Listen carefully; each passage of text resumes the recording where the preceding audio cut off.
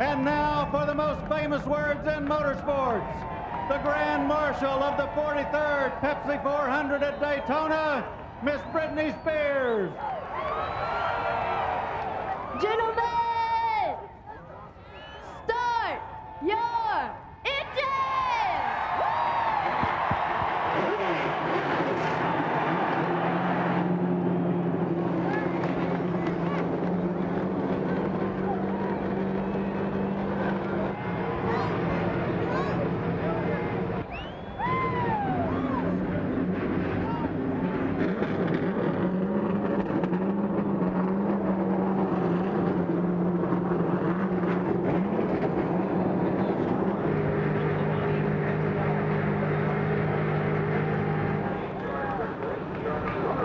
The roar you hear, 43 Winston Cup engines coming to life. The rumble you feel, the pounding heartbeat of 180,000 fans. The next step in the race to the championship is about to begin. And it's my pleasure to introduce the three men that will take you from the green flag in Daytona to the checkered flag in Atlanta. Alan Bestwick, Benny Parsons, and Wally Dallenbach.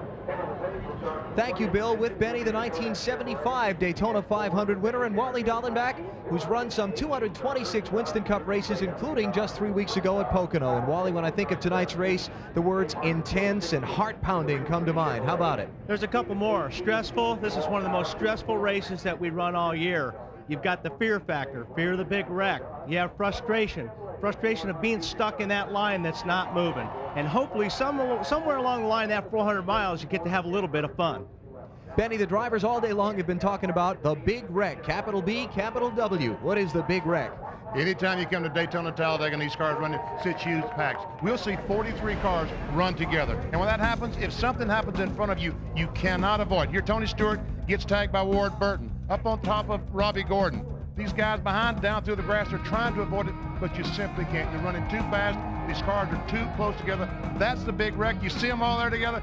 It's liable to happen at any time, Alan. 19 cars taken out in that one that happened with just 27 laps to go in the Daytona 500 in February. And the closer we get to the end of the race, the more likely a possibility that big wreck is.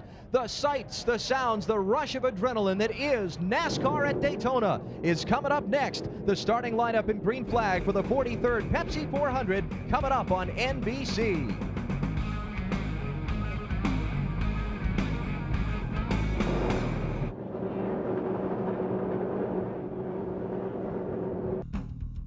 NBC's coverage of the Pepsi 400 is brought to you by Pepsi, the choice of victory lane. By Dodge and nearly 3,000 dealers who invite you to come see what's new. By Kellogg's, the official breakfast food of NASCAR. And by Budweiser, with the crisp, clean, refreshing taste you'll find in no other beer. This Bud's for you. Some 180,000 fans are packed into the Daytona International Speedway waiting for the start of the 43rd Pepsi 400. Field rolling off onto the track for a couple of pace laps before the green flag. Budweiser, the official beer of NASCAR, is the proud sponsor of the Bud Pole Award, given to the fastest qualifier at each NASCAR Winston Cup race. This week it was Sterling Marlin who grabbed his 11th pole position. 9 drivers have won Bud Pole Awards in 15 tries this season. They'll be in the Bud Shootout in 2002. Since 1979, Anheuser-Busch has awarded more than $7 million as title sponsor of NASCAR's Pole Award program. 43 drivers are getting ready to go at it in the Pepsi 400. Why don't we take a look at the Walmart starting grid? Sterling Marlin, his 11th pole position, leading a Dodge sweep of the top 4 spots. Ward Burton was running strong in the Daytona 500 until he got taken out in a wreck late in the race. Inside row 3, Jeff Gordon, the leader of the NASCAR Winston Cup point standings. He's won the Pepsi 400 twice. On the inside of row 7, John Andretti, the Pepsi 400 winner in 1998. Mark Martin is one of the 5 drivers who can earn $1 million bonus with the win tonight. Kevin Harvick, first start for RCR at Daytona. Jeff Purvis, great qualifying run in only his 2nd Winston Cup start of the season. He's in row 6. Dale Earnhardt Jr. goes from 13th. He finished 2nd here in February in the 500. He'll be the sentimental favorite to win. And 60-year-old Dave Marcus makes his 63rd Daytona start tonight. On the outside of row 9, Bill Elliott. Says his team gave up speed in qualifying for comfort in the race and trying to win the race. Dale Jarrett won this race 2 years ago. He's second in the championship to Jeff Gordon. Ricky Rudd, one of the hottest drivers on the circuit right now. He makes his 50th Daytona start tonight, but he's never won here. Daytona 500 winner, Michael, starts 22nd. Rusty Wallace back in row number 12 along with Mike Skinner. The 13th row, it's Rockingham winner Steve Park. He has to come from deep in the field along with the 94 Pepsi 400 winner Jimmy Spencer of Pennsylvania. Spencer starting back in row 14. And on the inside of row 15 is Terry Labonte. He's two-time series championship. He was fast in last night's practice. He'll need to be from that spot. Jeff Burton, the defending winner of this race. Both the Gibbs racing cars will start way back. Bobby Labonte, 33rd, and Tony Stewart in 36th. Now the drivers who got provisional spots to get into the field weren't quick enough to qualify on time. Johnny Benson led this race late last year. He and his teammate Ken Schrader tried to draft through the traffic together from row 19 and row 20. And we look at the rest of those who got in on their points. Mike Wallace back behind the wheel of Jim Smith's Ford Taurus. And Brett Bodine got the final starting spot. He was a nervous man pacing around at the end of qualifying here yesterday. Look at those who failed to qualify. Ron Hornaday and A.J. Foyt's car not here. Buckshot Jones ran really strong in practice, just didn't go when he needed it to in qualifying. He's among the 5 who will watch this race instead of being in it.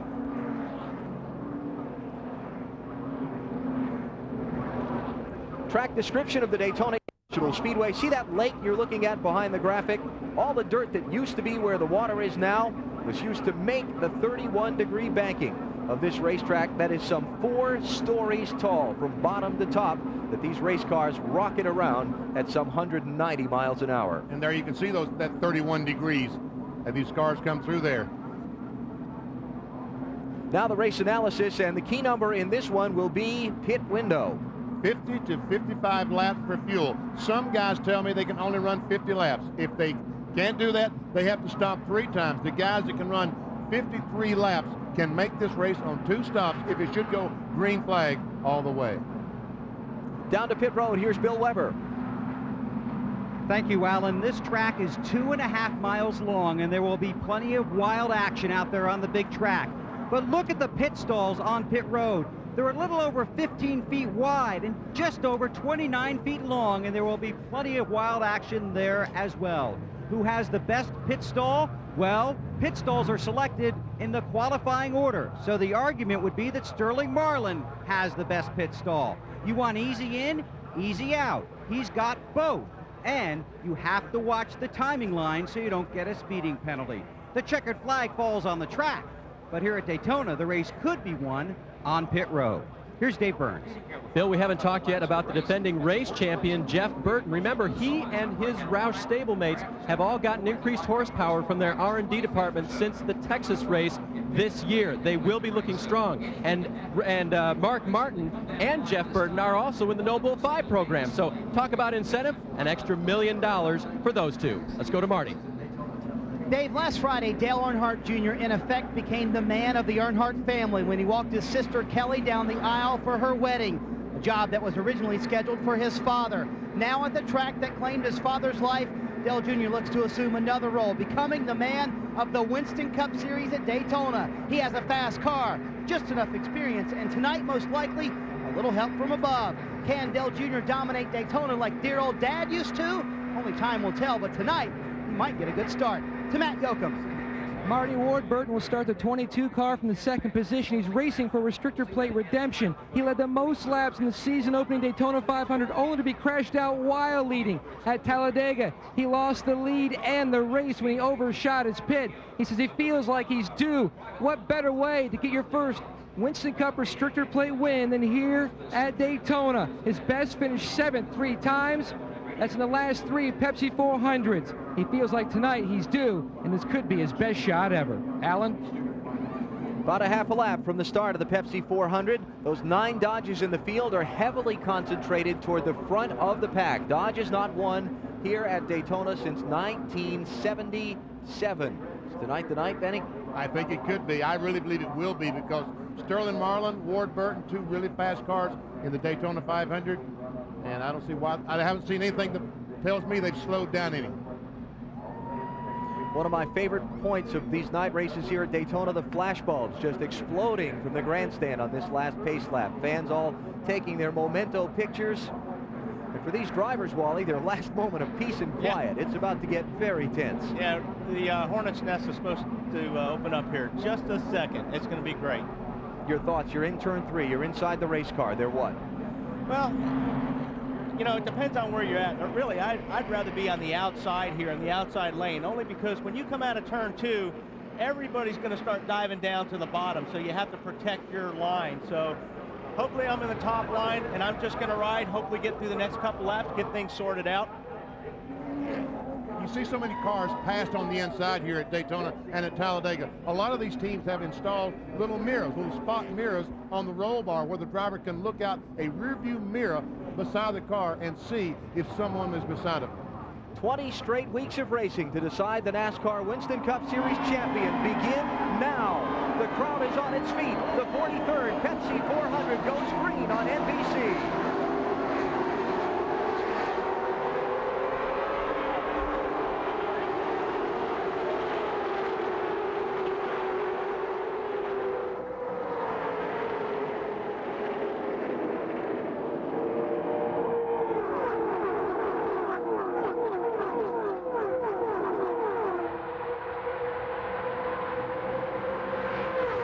Three deep, halfway through the field off the second corner. Mike Skinner saw an opening in the middle and dove 3 wide, trying to pick up some spots. The yellow line on the bottom of the race, the out-of-bounds line. Think of it like the sideline on a football field. The drivers were told in their pre-race meeting, go below that, you're going to be penalized by NASCAR. And that's really what got us in trouble a lot in past before they made that rule. Because what would happen is guys would go below that line, they would turn 3, you have to get back up on the racetrack, and if there was 3 or 4 abreast there was no room. Ward Burton leads lap 1. Jeff Gordon squeezing underneath Kevin Harvick. Harvick in the white car. On board with Harvick. Joe Nemechek is in the 33 car. His first race back since Richmond in May. He crashed practicing his Busch car at Dover and has been trying to heal all this time. Casey Atwood in the 19, the young 20-year-old from Nashville, being passed by Sterling Marlin for second. Not so fast. Our colleagues at Fox began a tradition of saluting the memory of Dale Earnhardt with a silent lap 3. We feel it appropriate, and we're proud to carry that tradition on.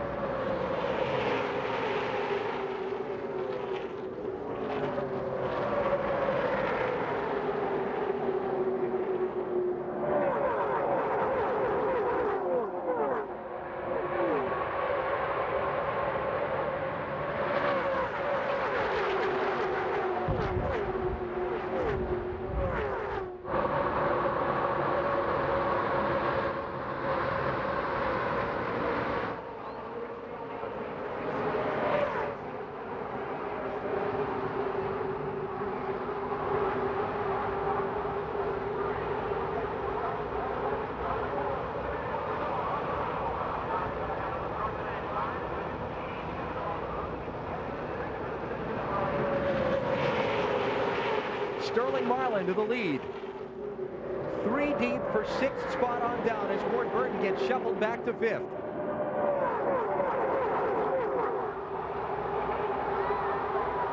Andy Houston, the rookie, going for the lead on the outside. Has some drafting help with Joe Nemechek and put Houston in front.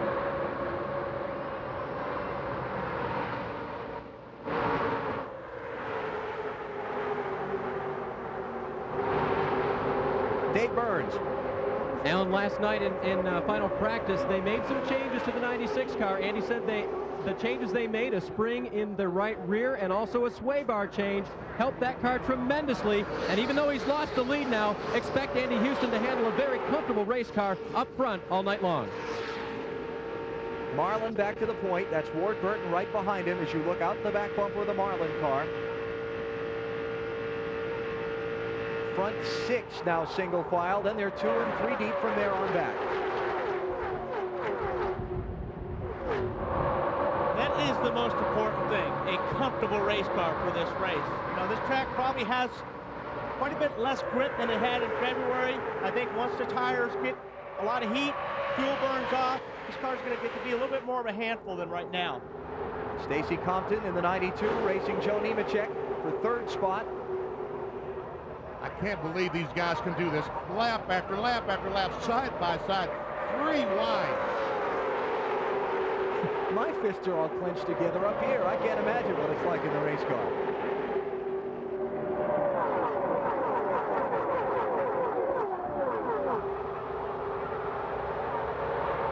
Dodge, dodge, dodge, front 3. Then the Chevrolets of Kevin Harvick and Joe Nemechek. Also Mike Skinner in there in a Chevy. And Mike Skinner started 23rd in that number 31. Here comes Ricky Rudd. And Michael Waltrip, the Daytona 500 winner in the 15 car. Michael started back in 22nd spot. It's up to 8th, racing for 7th and 6th.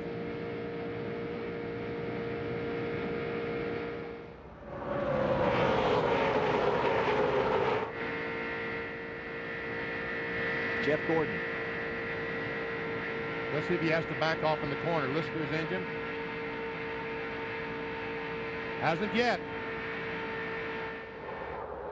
And that's what he was working on last night. He told us in coverage of the final practice, he was working on being able to run around the racetrack wide open, never having to crack the throttle.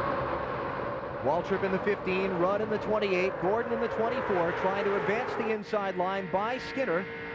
That'd be for 5th position.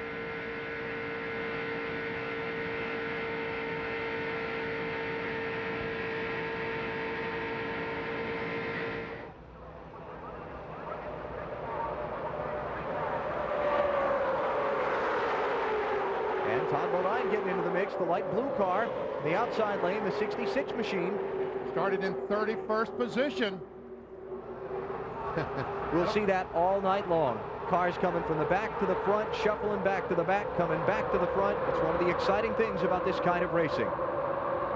Yeah, exciting and sometimes very frustrating, because just when you get up there and you go, all right, I'm going to get with the lead guys, we're going to get in line and we're going to take off, and all of a sudden they split you and you go right to the back. And it's like that all night long.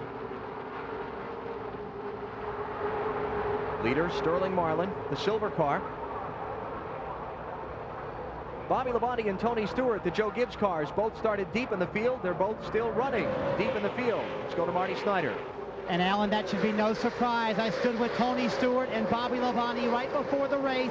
They had a little mini meeting. They said, listen, we're going to drop straight to the back. We're just going to ride there. In fact, they don't want to ride at the back of the pack. They want to ride beyond the back of the pack. They want to be away from the main pack to avoid what they think is going to be a big wreck this evening. Now, they've tried this strategy before, and every time they've tried it, it has backfired. They're hoping it won't backfire tonight. To Matt Yoakum.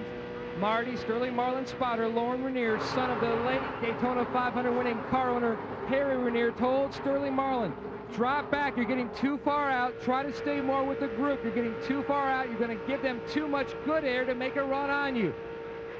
He acknowledged that, said 10-4, and he hit the brakes, slowly backing up to let the 22 suck up on his bumper. To Bill. Well, Dale Jarrett started this race in 19th position. He loves coming to Daytona. He actually likes racing here because he's had so much success.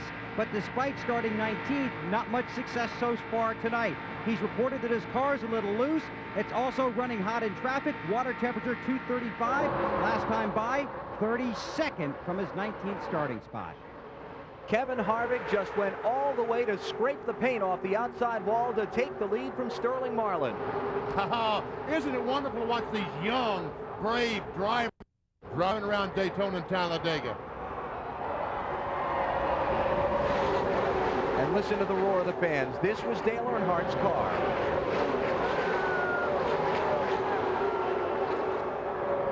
And here comes Dale Earnhardt's car. Dale Earnhardt Incorporated, Michael Waltrip on the inside, trying to take that lead away from Kevin Harvick.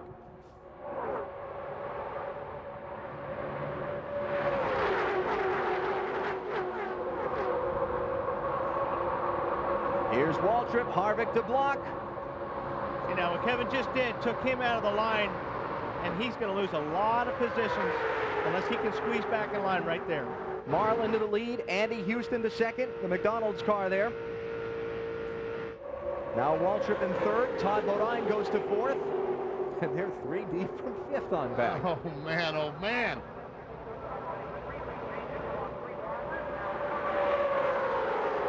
We had 49 lead changes in the Daytona 500. We've already had 4, and we're just in the opening laps of the Pepsi 400 at Daytona. You're watching NASCAR on NBC.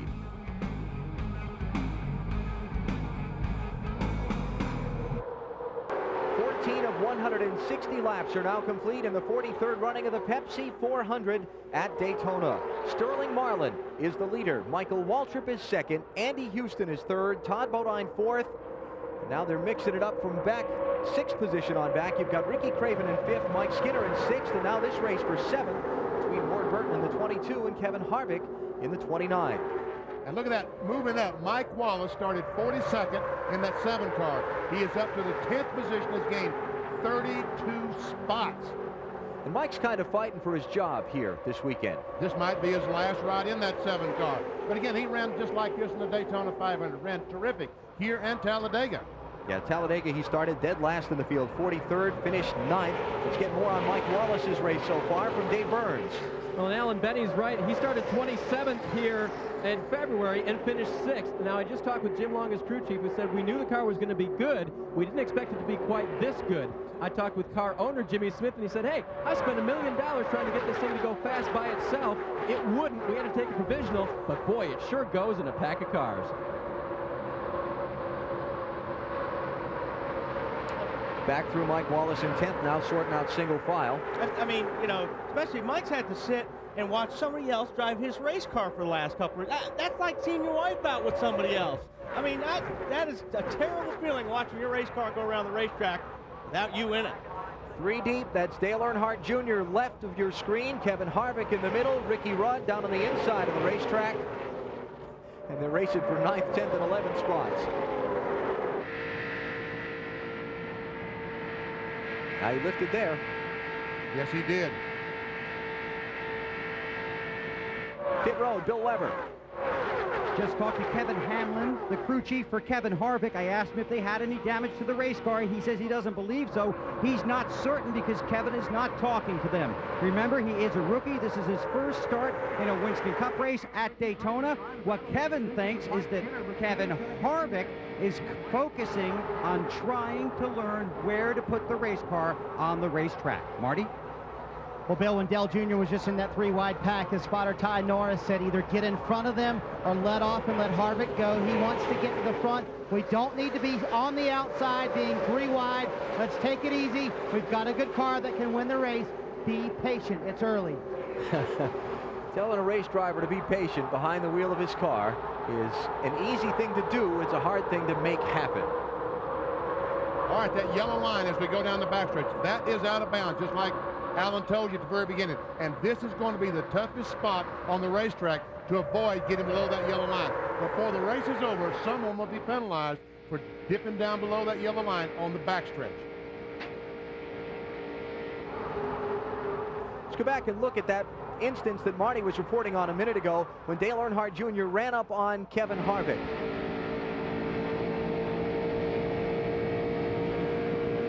He's pushing him. That's called a bump draft. You bump them a little bit and get them moving. And believe it or not, the cars run a little faster, bumping at 190 miles per hour. Now you could hear the engine note pick up a little bit as he gained a little speed when Earnhardt Jr. hit him, and then drop off a little bit when Jr. pulled out from behind him.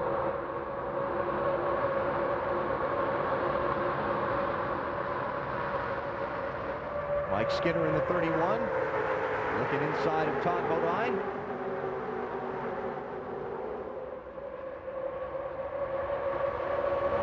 Had a report a little earlier that Jeff Purvis's car was maybe overheating some.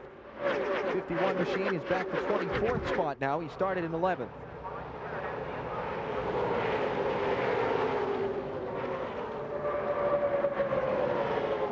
This is the race for 5th between Skinner and Todd Bodine. You see the front 4 out ahead of them.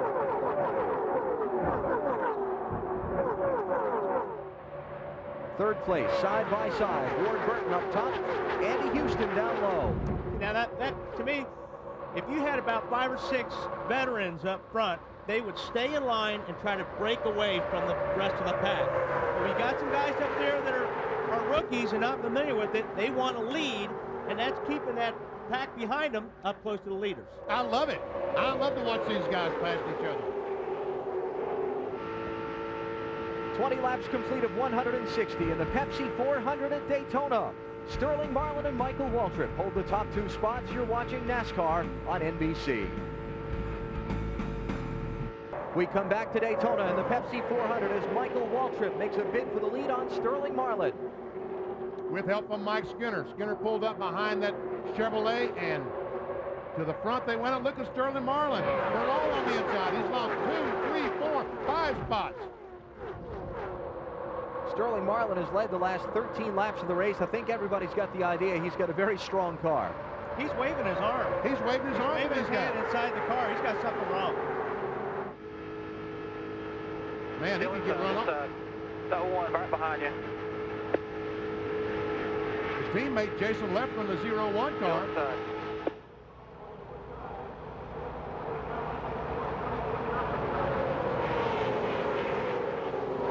Whatever it is, he couldn't get to pit road. Could it be that his car is just not right? Could it be that it's pushing or loose or just not right, and he's decided to go the back and ride till they can make a pit stop and adjust them? I mean, in one lap, I mean, you know, he's leading the thing, and then all of a sudden in one lap. Matt Yoakum, what's wrong with Sterling's car? Alan, talking to Lee McCall, Sterling Marlin's crew chief, he told me that Sterling's complaint is the car is very loose. He's going to try to drop back like a number of the other competitors and just ride in the back until the first round of pit stops, somewhere along lap 52 to 55 to work on this race car. No need to chance anything right now because they have a very stout piece. There you have it, Benny. There you have it. Right again. And that's smart racing. That's just smart. We're barely 50 miles into not even 50 miles, into a 400-mile race. Now, off of turn number 2, we're going to show you our NBC Speed Trap. Actual, live, real-time speeds as the cars rocket off this corner at Daytona.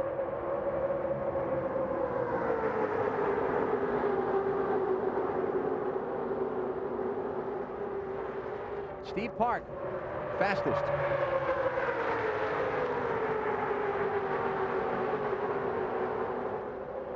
New leader.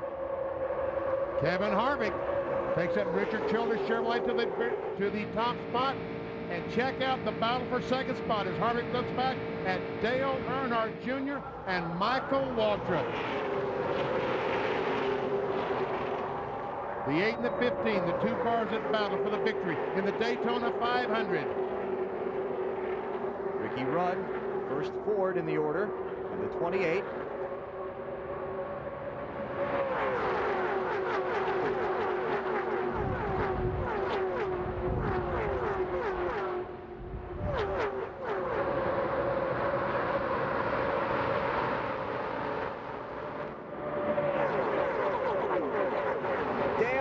Jr. goes for the lead.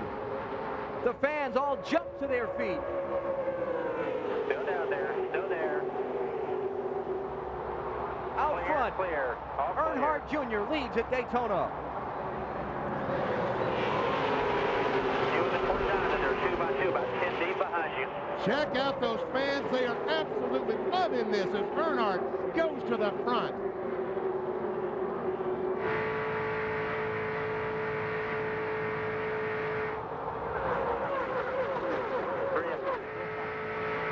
Talked all throughout the week what the young man's state of mind must be coming back here.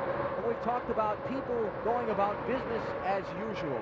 Benny, Dale Jr.'s put on the facade of business as usual, but I've detected through our interviews with him that that's not a facade. It has been business as usual. But I can also tell by the interviews, and I talked to Tony Uri Sr., his team manager, this young man, Alan, wants this race as badly as he's ever won anything in his life. He wants this one today. Can you imagine what victory? Oh, no, I can't even think about it. But we've got a long ways to go. Only 28 laps into this thing. There's Tony Uri. And Tony's reply to me was, I just hope he doesn't want it too much.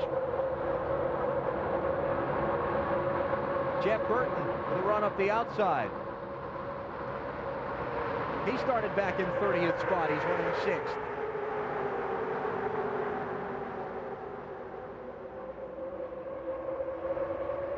And there's Mike Wallace hanging on that trio of Chevrolets, a 7 car in 4th spot.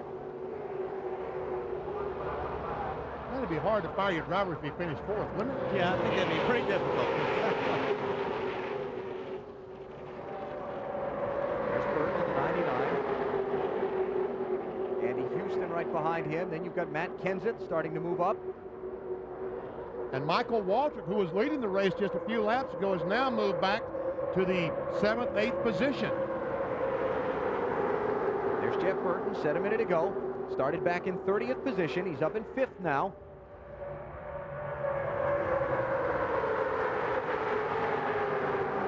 And that's another driver that told me the day before the race, that's what he worked on last night in final practice. Get in the car where he would handle, where he could drive through the corners without backing off the accelerator. Jeff, it looks like it's working pretty good so far.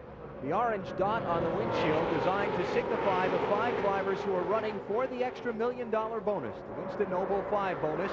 They were the top 5 finishers in the Coca-Cola 600 at Charlotte Memorial Weekend. If one of those drivers wins the race tonight, they get a $1 million bonus from the series sponsor, plus a fan in the consumer contest also gets $1 million.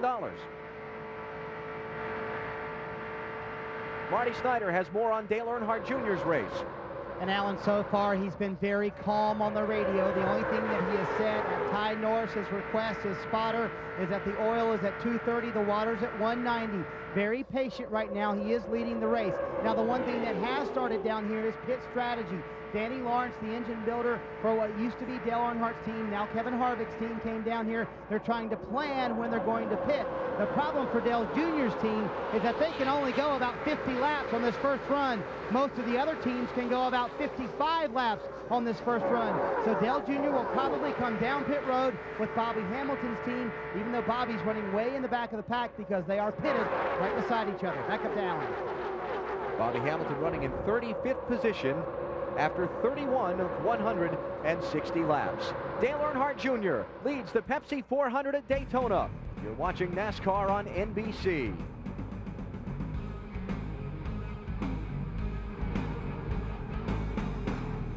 NASCAR on NBC comes your way from Daytona International Speedway with live coverage of the Pepsi 400. Dale Earnhardt Jr. is out in front, 7 lead changes already, the opening 35 laps of this race. I think we're going to see a lot of spinning wrenches on these Dodges when they come in, Benny. I think a lot of the cars are loose. Watching the last practice last night, I saw a lot of loose race cars, but it seems like the Dodges are suffering the most right now.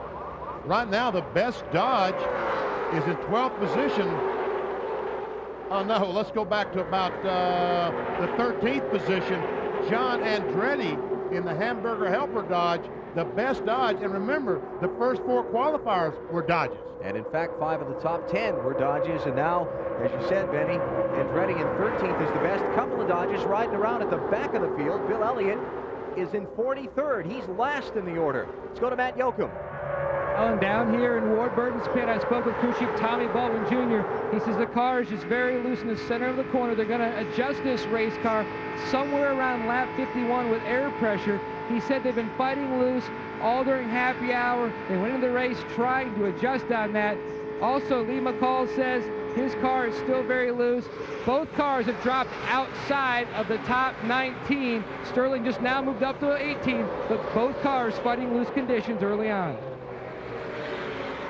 And you saw the picture of Bill Elliott. There's Casey Atwood with the green bumper, and look how far back to his team car, Elliott. I mean, Elliott is in a lot of trouble. If I'm loose here, I want you to put some bite in the car. I don't know if tire pressure is going to be enough, but especially, you know, in traffic like you are with these cars, I think I'd be looking for some bite. Casey Atwood started 4th. He's right in front of Bill Elliott in 42nd. Compton started 3rd. He's in 37th. And Ward back in 33rd. We can account for the front 2 rows. Well, Jeff Burton had moved up well up into the field from 30th spot. Now he's getting shuffled. He's just dropped 6 positions in that last lap, back to 12th spot. There and had to get out of the throttle. There's another car that's loose. We're gonna put a pound in the right rear. Looking inside, just one of them. Coming hard though. Better take a pound out of the right rear, Frankie. He's loose. When you add air pressure to these tires or reduce air pressure, you make that tire, by putting more air pressure in it, you make the tire stronger, and that changes the chassis. If you take air pressure out of the tire, you make that tire weaker, and therefore making the car a little bit tighter, change the chassis as well. Dale Earnhardt Jr. continues to parade around in front of the field. Kevin Harvick, Mike Skinner run right behind him. We're at 39 laps in. Pit stops coming up shortly. We were talking about loose just a moment ago. Let me show you what we're talking about. The car enters the corner. You turn the steering wheel back on the throttle. There's where you want to be, in the green spot. But the back end, it gets loose, goes up the racetrack, and I saved that baby. How'd you like that, Wally? Danny, that was a great save. Little exaggerated on the loose there. A little exaggerated, but your car was that loose, you're going to be on pit road now. I think Bill Elliott's car may be that loose. Yeah, Mike Skinner going for third inside of Mike Wallace. Skinner in the 31, Wallace in the 7. That's Matt Kenseth riding the top side right behind him. I talked to Mike after practice, and after I said, man, was the beginning of practice, last practice last night, was your car that loose? He said, yeah, it was. They made some adjustments right there before the end of practice, and he was really happy with the car. He's in a wrong line right now, though. There is no line there. And not even a choice of his own. Got to have somebody behind you helping you push through the air, or you're going to lose a lot of position. Skinner was racing for third a minute ago. He finally has some help. Someone pulls up behind him. That's Kenny Schrader in the 36 car. He's racing for 8th now, Skinner is. Schrader, he started back in 39th position. Bound for second. Oh, man, that's threading it right there, buddy. Mike Wallace squeezing in front of Harvick, now jumping in line behind Kenseth and in front of Kurt Busch. Harvick now is in the wrong spot on the racetrack. Martin going by. Onboard camera with Mark. This is one of his better runs at Daytona in a good while. 3 wide in front of him. You know, Mark's one of those guys, when I run here, it seems like I always try to run with the guys I'm comfortable with running, that you know you can just get on their bumper and they're going to take you to the front. And I always look for guys like Mark, Ricky Rudd, Sterling. These guys are the guys you can count on when you come to restrictor plate races. Terry Labonte, another one.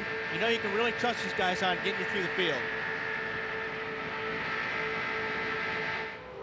It's Jeff Gordon on the outside of that 3 wide. This is not where you want to be, where the 7 car is if you're loose right now. You're in the middle, and you had Skinner right on your tail. And boy, it is tough getting through the corners if you're loose like that, because you've got nowhere to go.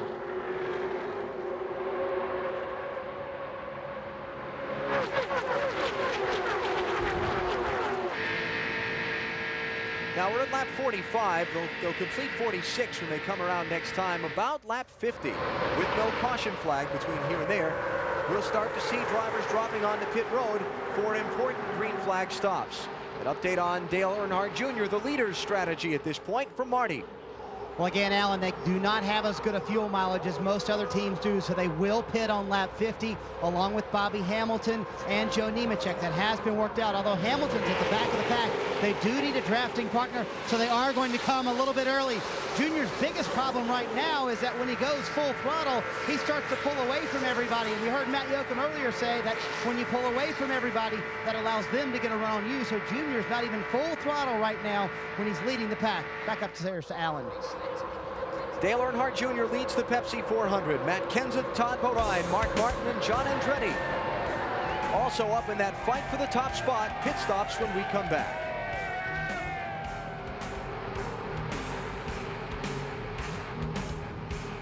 We're already past the 1/4 point of the Pepsi 400. We're at 49 laps. Our out of 160 and getting ready for a round of pit stops. Yeah, right now I'm listening to my crew saying, okay, we're going to pit in 4, pit in 5. My chief mechanic is talking to the spotter. Hey, ask so-and-so when he's coming, because we all want to come in together, at least with the group you're running with. Those are the spotters up on the roof watching their car and trying to help their driver with trouble ahead of him on the racetrack. And assorted other functions. And assorted other functions, as a matter of fact, trying to keep them out of trouble, letting them know when they can come off their corner and drift back up into the groove. Here's Here the leader, comes Junior. Dale Earnhardt Jr. ducks for pit road. The stop will come at lap 50. Wow. Somebody's way hard on the brakes coming in there. Jeff Purvis was the one who lit up the brakes. He would need new tires after that. Marty Snyder will cover Dale Earnhardt Jr.'s pit stop for us. And Dale Jr. comes down pit road. He is one of only 3 drivers to finish top 10 in both of the restrictor plate races so far this year. He says the car is just a hair tight. He originally wanted no adjustments, but then he called for a last-second adjustment, quarter pound out of the right rear. That's a very small adjustment. He wants to be a little looser off the turns. Dale Jr. back out on the track. Let's go to Matt Yoakum. Big Ed Watkins, the jackman for Casey Atwood, drops the jack. He's down and away. Air pressure. He was very loose. His teammate, Bill Elliott's also in. He's also complaining about a loose condition, as is the Dodge in the 92 of Stacy Compton. Compton very slow coming to pit road. He was well off the gas in turn 3, so perhaps a further problem there. Here's Johnny Benson on the pit lane. Jeremy Mayfield's in, Rick Mast is in, Ken Schrader's been in. I'll tell you what, and these guys that strategy-wise were in the back, Benny, I think that's going to hurt them, because they're going to come out and they're going to lose that lead draft. Bill Weber. Stacy Compton on pit road. His car's been all over the track, loose and tight. They had to get an adjustment to try and fix the handle, but the biggest thing here is that he ran out of fuel on the track. Now he's sitting here. They're going to have to push him to get him started. Compton out of fuel on pit road. Another whole charge coming off of turn 4, down toward the pit lane. Compton gets it running.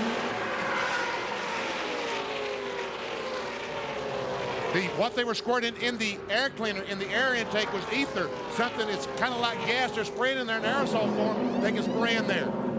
Dave Burns. Mike Wallace is in now. They don't make any chassis adjustments, just 4 tires and fuel for Wallace. He said the car is pretty good. The only thing they've told him is to keep the radiator fan on when you're behind other cars. They're going to pull a tearaway off the windshield, and Wallace is out of here. Let's go to pit. Ricky Rudd getting 4 tires and fuel. Originally wanted to pit with the 29, but couldn't do that because the 29 was ahead of them on the track, behind them on pit road. They would have had to work their way around them. Ricky Craven had trouble getting to his pit stall. He overshot it.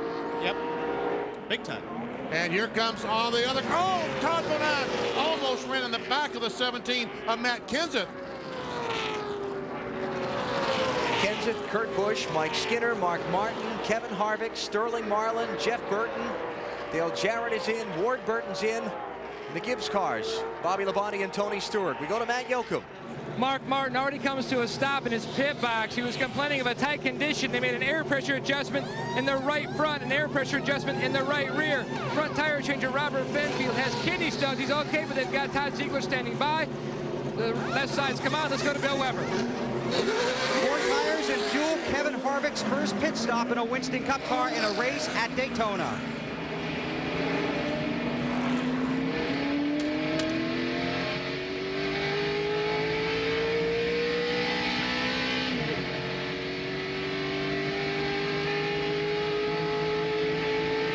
Watch for the traffic to close quickly on the outside. Those are the cars that pitted a lap ago or 2 laps ago. Looks like Ricky Rudd's going to come out with the lead.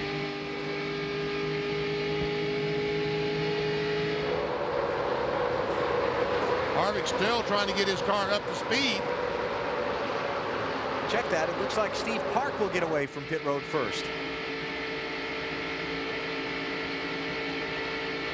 Well, now let's just find out. They're all still trying to get up to speed. I think maybe Matt Kenseth might be the leader of this little event.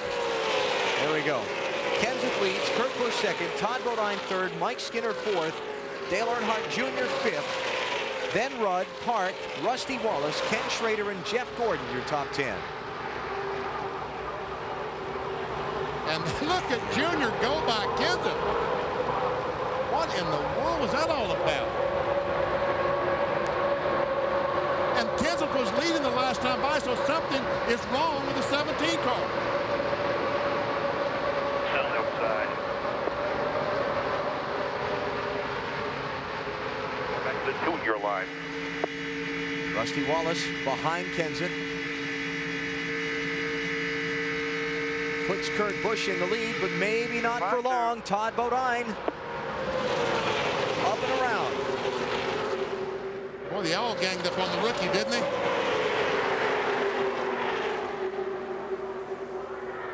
So green flag pit stops have been completed. And Todd Bodine is now the leader of the Pepsi 400 at Daytona.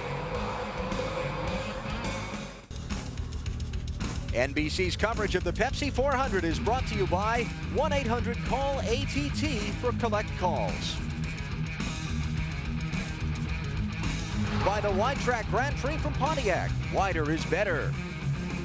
By Original Coors, nothing beats an original. And by UPS, the official delivery company of NASCAR. New leader in the Pepsi 400. Dale Earnhardt Jr. has reestablished himself out in front. It's Mike Skinner second, Ricky Rudd third, Steve Park fourth, and now Todd Bodine tries to take fifth away from Kurt Busch. Here's our Coors pit summary.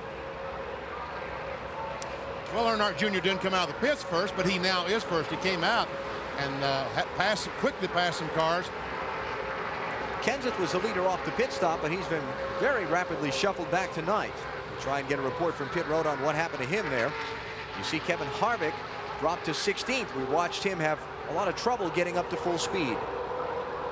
Yeah, that's tough here. It's tough that, you know, when you come in for a pit stop, it's tough not to spin your tires and get a good run off a pit lane.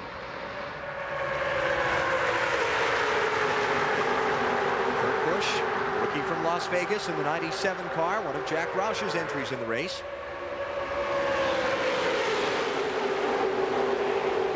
Skinner's looking for the lead if he can get some help. And it looks like that Ricky Rudd is going to give him some help, but he can't go by. Look how strong that 8 car is tonight. He pulled out with help and didn't go by. But, you know, we saw Sterling like that earlier. But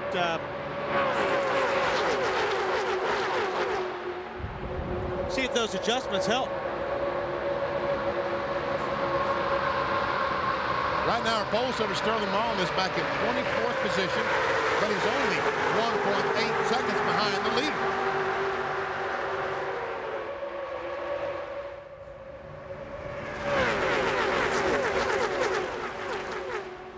We talked about Ricky Craven overshooting his pit when he came onto pit road a moment ago. Let's go back and take a look. That's Craven in the orange 32 car. Well, he had a little help by the looks of it. He's already passed it, though. The 33 car got in the back of it. And basically, unless they get a yellow, that whole deal right there, you completely lost the draft, and now all you're hoping is that you'll get a caution so you can catch back up.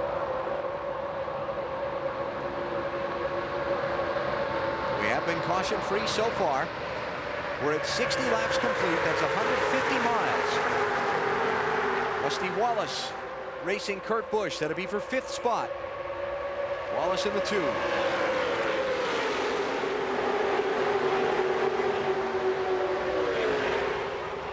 Check some speeds at the line, see who's fastest at the moment.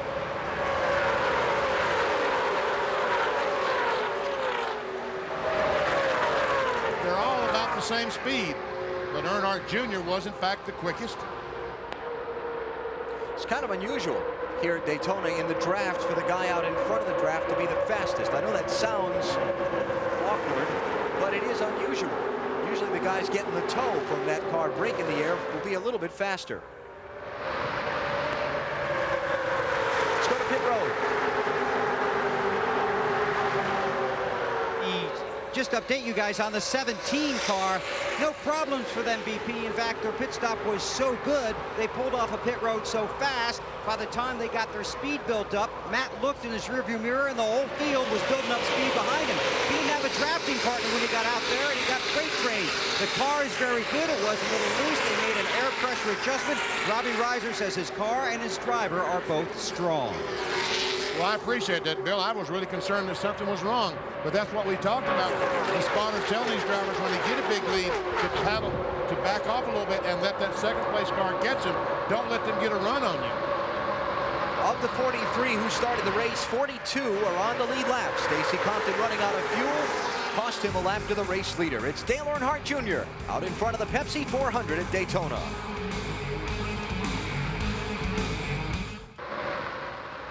Dale Earnhardt Jr. leads the 43rd running of the Pepsi 400 at Daytona. We're 65 laps complete of 160 that make up the distance. So far, 11 lead changes in this race. I think we've clearly established that Dale Earnhardt Jr. has the strongest car. In the beginning, it looked like Sterling Marlin, but it's definitely Dale Jr. at this stage of the race. There's no doubt, unless something happens on the next pit stop to make one of these other cars a lot faster, they're going to have a lot of trouble beating Jr. tonight. But remember, he has got to stop twice. I don't know how much fuel he had left over when he made that pit stop, but 50 and 50 and 50 is 150 is 10 laps short. What about it, Marty? Well, Benny, you're exactly right. They can go a little bit further, but it's going to be close. Jeff Clark is the engine tuner for Dale Earnhardt Jr. He went back and calculated. He said on the next stop they can probably go about 54 laps. That's going to put them close to the finish, though. And all of that discussion if we go to the finish without a caution flag. Well, that's right, and these guys are driving pretty decently tonight, so maybe there will not be a caution flag. But 50 and 54 is 104. That leaves 56. We talked earlier, the closer you get to the finish, the higher the probability of somebody making a mistake pressing hard. Well, that's right. We'll see. Let's drop back in traffic a little bit to Dave Marcus, running in 40th position, the 71 car, 60 years old, originally from Wisconsin. David making tonight his 880th NASCAR Winston Cup start, second all-time only to Richard Petty. Dave is one of the icons of the sport. He is the blue-collar racer. He owns his own team. He works on his own cars. You call his race shop, he'll answer the phone. And if he doesn't answer the phone, they'll have to go get him out from one of the race cars to come talk to you. He pays all the bills. He wears wingtip shoes when he drives. And the reason we bring this up is, first of all, because he's a terrific story that he made the race. Second of all, he's getting ready to close his NASCAR Winston Cup career. He'll run 5 more events after tonight this year, then attempt to qualify for the Daytona 500 in February, and then call it a career. A good and long career. And then look for a young man to jump in that car and become his driver. He wants to continue his racing team. It's Bob Marcus, his crew chief. Small operation, fraction of the funding, fraction of the people that these other teams operate with. But you know one thing about Dave Marcus, he will always race you as hard as he can. On board, Dale Jarrett, running in 12th. Tell you what, Kurt Busch was doing some rim riding around that corner in 3 and 4, right up against that outside retaining wall. Kurt Busch, the 22-year-old from Las Vegas, Nevada. In his 24th Winston Cup Series race and his second ever here at Daytona. And normally, you're up there because you're loose. You're using all the racetrack to keep that car from the rear end from jumping out on you. So normally guys running up there like that, just trying to save it every lap. There's Jeff Gordon running behind Michael Waltrip. I think he chose the wrong line. He chose to try to hook up with Michael Waltrip in the 15 car and work their way to the front, but looks like he might be losing some spots. Let's go to Matt Yoakum. Benny, the 4-time Daytona winner Jeff Gordon, is currently riding in the 8th position. When he made his pit stop on lap 52, he was complaining his car was loose in and tied off 3/4 of a round down on the right rear jack screw, which also takes wedge out and raises the spoiler, which should help this race car, but they are also iffy on fuel, making it on one more stop. Meanwhile, the 22 car of Ward Burton has climbed up to the 18th position, but he's still complaining about his car being horribly loose. They made a track bar, a wedge, and air pressure adjustment. They were hoping to get a caution to pull a spring rubber. Right now, they're also going to look to the next pit stop to make more adjustments. Alan? 4 cars have broken away from the rest of the pack by lining up and just staying single file while the guys behind him are running side by side. Dale Earnhardt Jr., Mike Skinner, Ricky Rudd, and Steve Park are those 4 drivers. We're at lap 71 of 160 that make up the distance tonight, closing in on halfway in the Pepsi 400 at Daytona. Our Wendy's race menu, it's the race for the championship on NBC and TNT next Sunday, 1 week from tomorrow. It's the Chicagoland Speedway, brand new track. NASCAR Winston Cup Series at 2 p.m. Eastern on NBC. Couple of weeks down the line, we go to the New Hampshire International Speedway Mile on TNT, 1:30 Eastern, July 22nd. 3 weeks, Pocono Raceway in Pennsylvania, and the Pennsylvania 500. And then a month from now, the Brickyard 400 at Indianapolis. Can't wait. Looking at the leaders, working some lap traffic now. Dale Earnhardt Jr. and his 3 followers have caught and overtaken Kyle Petty and Bill Elliott, put them a lap down. And right now, Ricky Craven, the lap car, the Tide Ride, has put himself between the leader, Junior, and Mike Skinner, the 31, in second spot.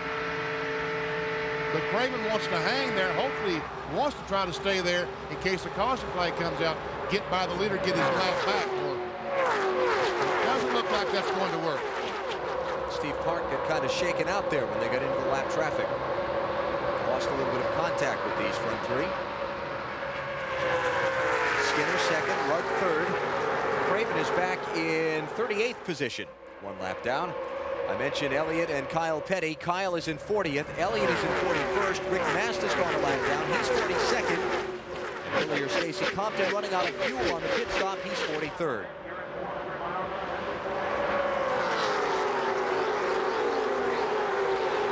Look at this. Oh. That's back for 10th spot on down. Todd Bodine. 24 car of Jeff Gordon. There to see Martin, Matt Kenseth, and Dale Jarrett. Haven't talked much about Dale so far tonight. Second in the NASCAR Winston Cup Championship coming in. We look from Jeff Gordon back to Matt Kenseth. Dale's one of those guys that sneaks up on you, though. You'll never see him, and then all of a sudden, 10 laps to go, he's there. He's in front of you. You say, how do you do that? Yeah.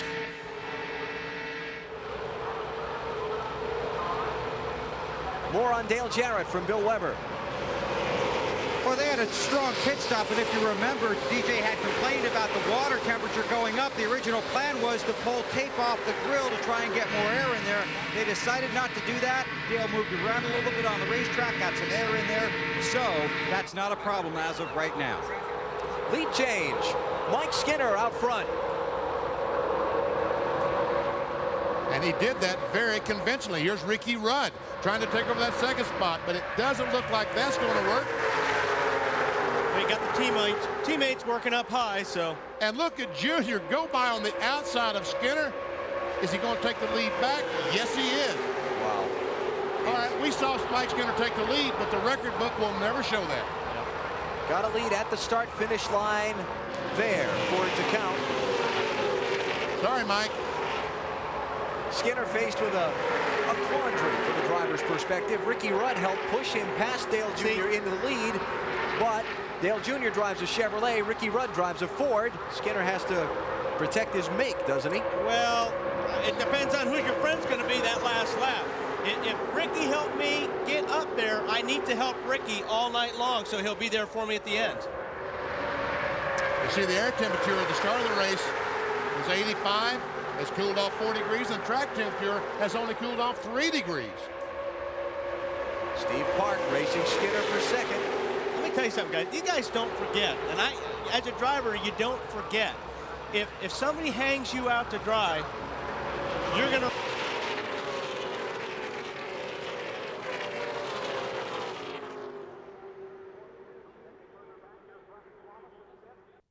In the top ranks in the Pepsi 400.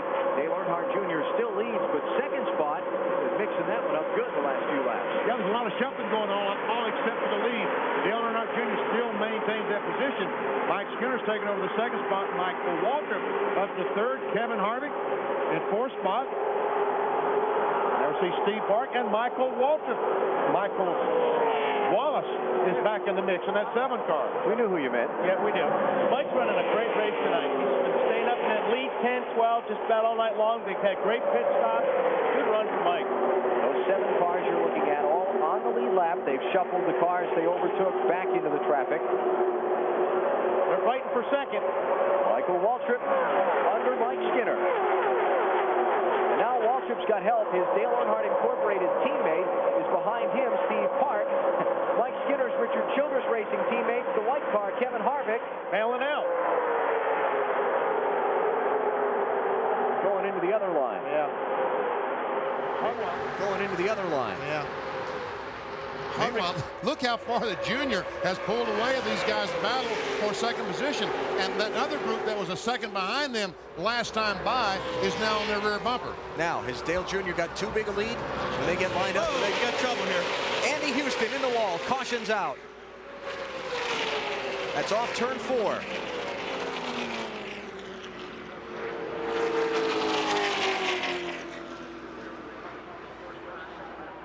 Grinding to a stop. Houston led the race earlier.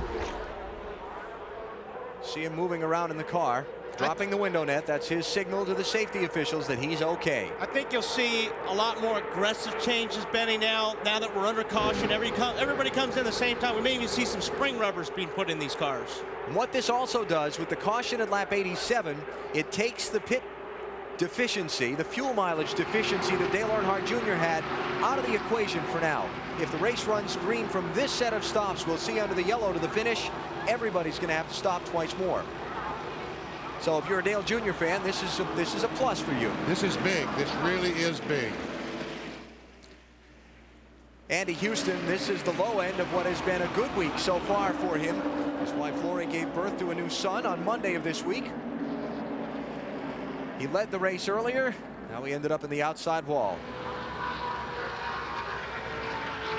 He broke something, cut a right front tire, Benny? Yeah, the right front tire went flat on the car for some reason. And when that happens, the car just veers right. There's nothing the driver can do. But you know one thing, he was very fortunate. He was running close to the wall. I was just going to say that. That's the best place to be if you're going to cut a right front tire. Look at that passenger side window the cars carry here at Daytona. You see that go flying out of the car when he hit the wall? It just popped that right out. He hit so hard. And there's Andy out of the car. I've got a question, Benny. If these guys were loose, do you think they maybe they've increased the right front air pressure, maybe got too much heat in it? Could very possible done that, yes. If you add air pressure to the right front tire, that will help the loose situation. We'll see everybody come on to pit road at lap number 89.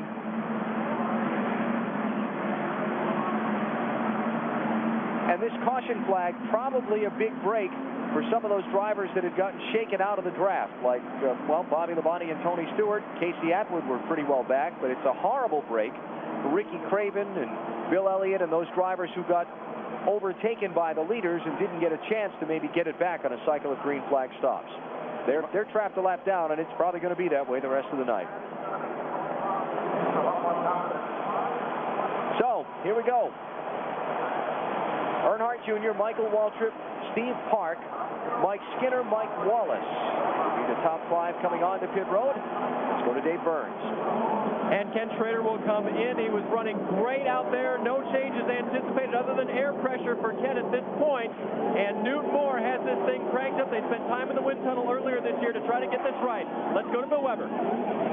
Michael Waltrip slid through his pit stall. He has to back up, and now the whole stock will have to start over. It's still supposed to be 4 tires and loosen them up a little bit with a track bar adjustment. Let's go to Marty. Dale Earnhardt Jr. is in. He clearly had the best car on that run, and he was not happy with it. A little loose off he was. They made a half pound out of or into the left rear, and they will win the race off pit road. Rusty Wallace looked like a dirt truck. Oh, man. 31 car had to back up out of his pit, and 15 car just about hit him. Mike Skinner and Michael Waltrip. Bill Weber. Well, Michael Waltrip obviously came down pit road hot. He just said something about his brake pedal on the radio, but what happened is he slid through his stall into Skinner's stall, so when Skinner got here, there was no place for him to go. Then when Michael was ready to leave, he had to pull out around Skinner's car. Skinner's car was ready to leave. He had to pull out around Skinner's car. Skinner's car wasn't in his stall. That made all kinds of traffic. I saw Jeremy Mayfield shoot through the grass. Remember, 2.5 miles on the track, but just 15 feet wide, 29 feet long on these pit stalls. When they pit under caution, it's a very hectic place. When we were looking at the Michael Waltrip car back on the banking, I thought I saw a huge dent in the left side door. I think that's the American flag, Alan. It's just the paint? Yeah, I think it's the paint. Optical delusion? Yes. I'm not sure. It looked like he and Skinner made contact right there behind the numbers, Benny, and that may be a dent there. We'll try and get a better look at it when he comes back around. So Dale Earnhardt Jr. first off of the pit lane. And these pits, they look like they're big, and when the car's in them, but when you're down there and you've got to get in one of these pits, they are very small. Cars a lap down, heading for pit road for their service now. Let's go back and take another look.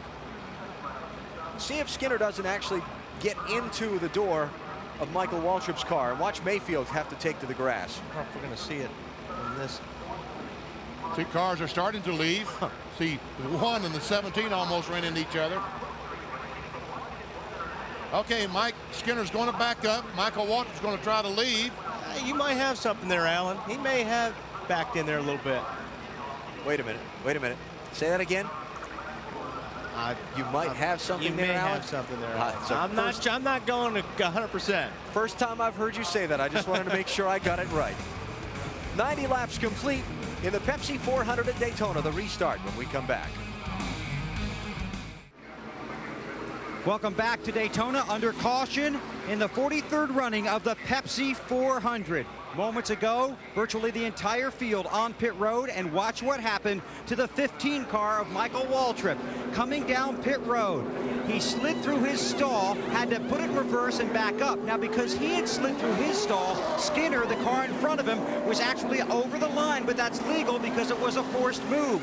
So now when they finally get the 15 car ready to go, Michael has nowhere to go, because while you can't see it right here, he's got to swing all the way around. There's Skinner, and then you see the traffic coming by. Skinner trying to get out. Jeremy Mayfield goes through the grass. Wow. Wally? I'm glad I didn't completely commit myself, Alan, on that one. Let me have it. Woo. Go ahead. That was close. Alan, we're trained professionals. Just remember that. How am I going to live with you two for the next 19 weeks? All right, well, getting ready to go back racing. Dale Earnhardt Jr. holding the lead through the pit stops. Steve Park is second, Matt Kenseth third, Ken Schrader fourth. Everybody's on fresh tires. It's going to get real busy on the backstretch, I believe, on this restart. 4 wide, 3 or 4 wide. This might be where we see someone go beneath that yellow line. Oh, that's a no-no. Out of bounds. NASCAR said in the pre-race drivers meeting, go under the yellow line to improve your position. Because here's what's going to happen. These guys in the back, say 12, 15 back, I think they're going to duck down, try to get a run on the lap down cars and split them. That's what I'd do. All right. Green flag is out. We'll find out. But you can't pass on the inside until you get to the start-finish line. So all these cars have to go by on the outside. Now, as they go down in one, you can pass if you're able to. Go get them. There's a big gap there from about 15th back on that restart. Somebody got a bad restart there. It's Bill Elliott and Stacy Compton trying to get a lap back from the leader. Elliott in the red Dodge on the inside.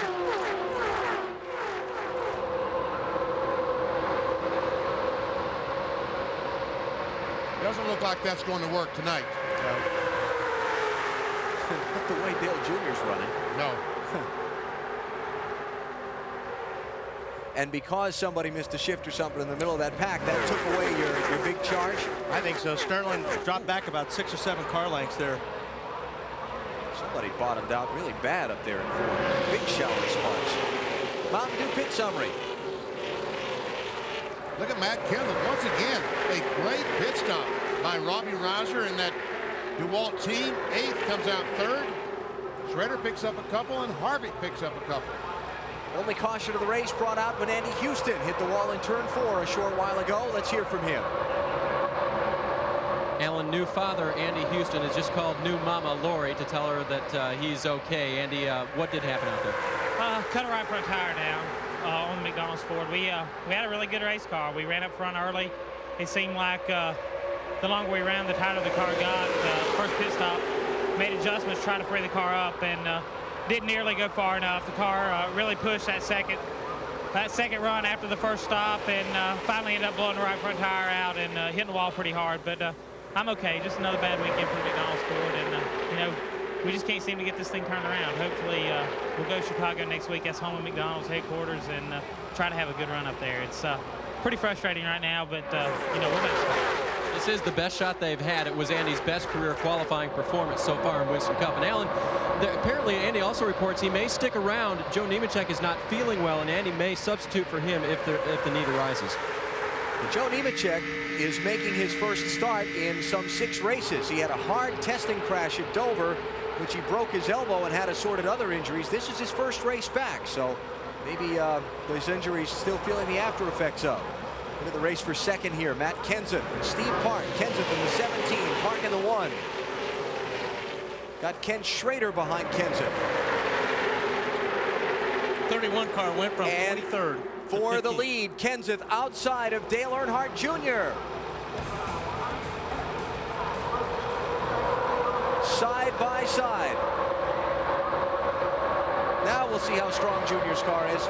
Yes, and look at all these cars behind him just clawing for position. We see Schrader literally pushing Kenseth down the straightaway, trying to bump him in front of the 8 car. Opening laps of the race, Sterling Marlin had the strongest car, dropped back into the field till he could get a couple of pit stops for the crew to adjust the car. He's sneaking back up. He's in 9th spot, while Kenseth and Junior come to the stripe, still going at it for the lead.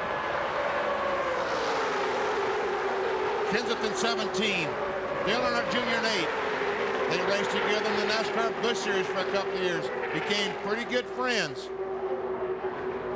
but not friends enough to give the other one the victory. 170,000 seats at Daytona. They're all empty. Everybody's on their feet.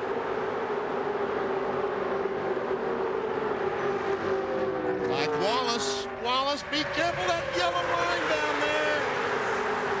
Oh, and he goes by Big Brother Rusty. Boy, you know that did his heart good.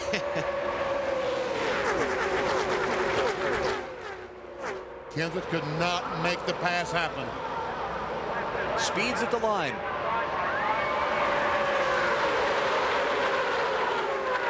Now that's more like it. The car's back in the draft, getting towed along a little bit faster. That's what we expect to see.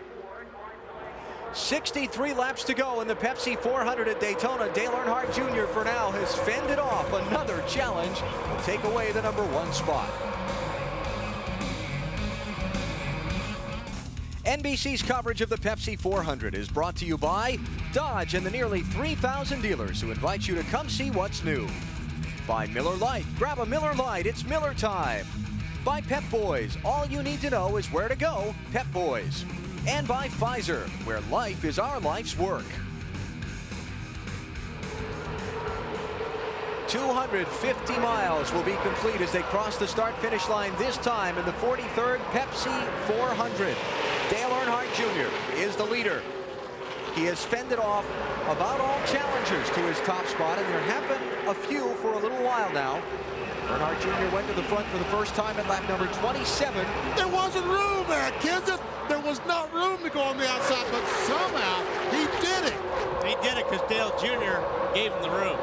Man, oh man, there couldn't have been just inches on either side. Bill Weber has more on Matt Kenseth.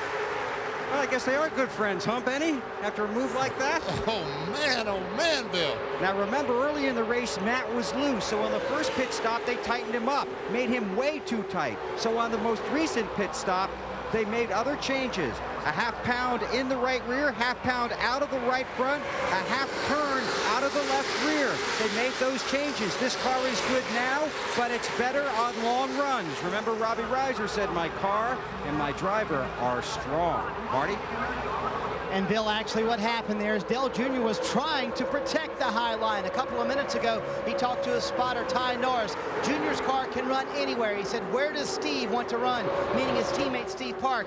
Ty Norris said he needs to run high. He said, okay, I'll run high. He was trying to protect that high line and keep his teammate behind him. And wow, what a strong car he's got. He muscled his way back up to the front. Now he has the lead once again. So problem is Steve Park's in the low line. And Earnhardt Jr. now has moved down to try to bring the 31, the Chevrolet of Skinner and Steve Park. Almost some contact there between Rusty and the 29, huh, Wally? Yeah, that was awfully close. Look at Jr. pull down and pull that bottom line with him. Junior's car is really fast in the corner. I mean, they basically stay the same in the straightaway, but if you watch his car in the corner, he actually leaves the car behind him when they go through the corners.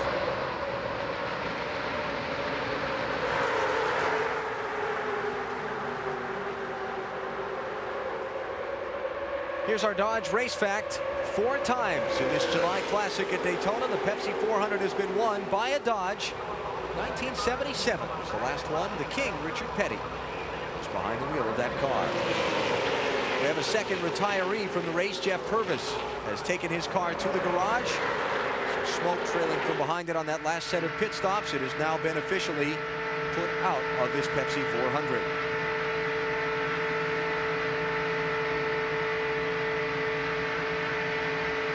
Three Chevrolets, 2 Fords in the top 5. Dale Earnhardt Jr. continues to show the way in the Pepsi 400 at Daytona on NBC. The 43rd running of the Pepsi 400 at Daytona comes your way live with 106 of 160 laps complete, and Dale Earnhardt Jr., the dominant driver thus far. Here's our Napa Field summary. Sterling Marlin dominant early, then Dale Earnhardt Jr. dominant since. Only one caution flag. That when Andy Houston hit the wall back at lap number 88. Houston and Jeff Purvis, the 2 drivers out of the race. Steve Park was 3rd last lap, and he was desperately trying to get in the same line as the 8 car and got shuffled out and dropped back to 16th. In one lap? In one lap. Man, I blinked and I missed that. And you're the driver behind the wheel, and you're trying not to rip the steering wheel right out of the car, right? That's the frustration part I talked about during the telecast. 35 cars on the lead lap now.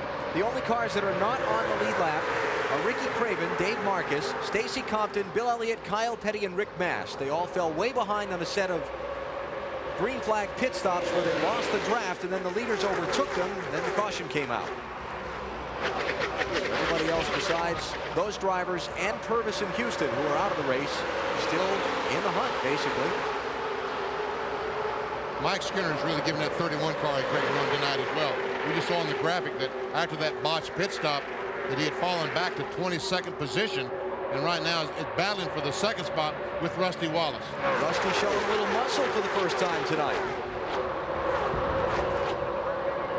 Bill Weber has more on Rusty Wallace.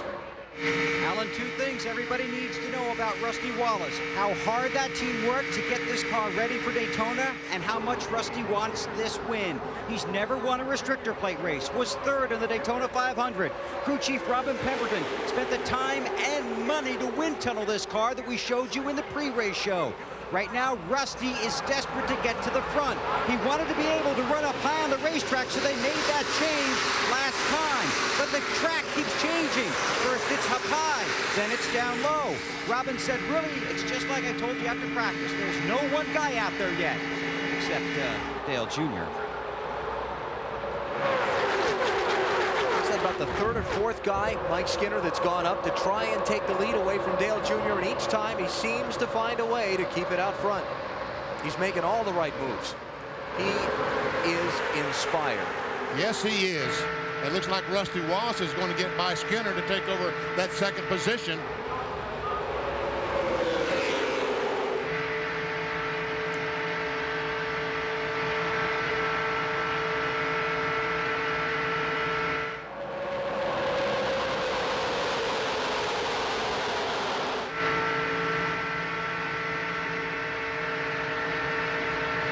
Mike Skinner's team asking NASCAR if he actually led that last lap to get 5 bonus points in the championship. Answer came back negative. I checked the monitor when they went by. It was a very, very close finish to the line, and the monitor said that Dale Jr. had led that lap. 3 deep. Yep. That's Ken Schrader up the outside. There's Jeff Gordon down on the inside.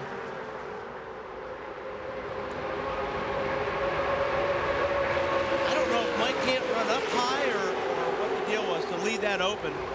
He's going to lose a lot of spots now, him and the 29 car. But maybe he can't run up that high.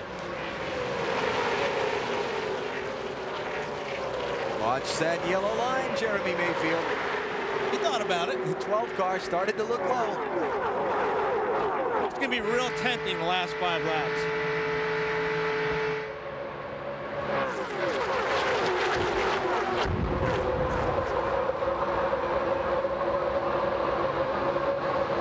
Skinner finally got back in line. Here comes Rusty Wallace. Oh, he opens up the outside a little bit, and Schrader just drives up on the outside.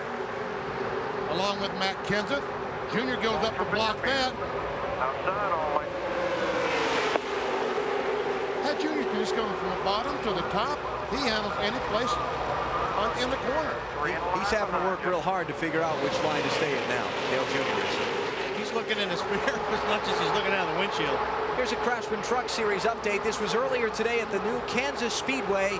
How about Ricky Hendrick, son of the Winston Cup champion many times now? Team owner Rick Hendrick got his first win in the Truck Series. Congratulations, Ricky. I know your dad and your grandpop is just as thrilled as they can be. And how about John Wood in 4th spot? That's Eddie Wood's son. Next 20 years old. Yeah, next generation of the Wood brothers coming along. This one behind the wheel. Rusty Wallace running second.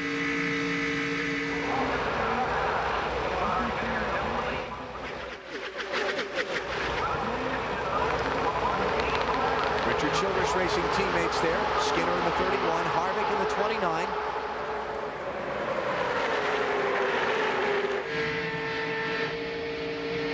And Mark Martin starting to move back into the picture. Dale Earnhardt Jr. continues to run out in front of the Pepsi 400. You're watching NASCAR on NBC. The Pepsi 400 from Daytona International Speedway. Under green at lap 116 of 160. It has been Dale Earnhardt Jr.'s night so far. Here's our Home Depot track fact. The lighting system installed here at Daytona, 1998. Enough to illuminate a 2-lane street from Daytona Beach to Muscatine, Iowa. Here's your knowledge tester, Benny. Muscatine, Iowa, significant in that trivia fact for what?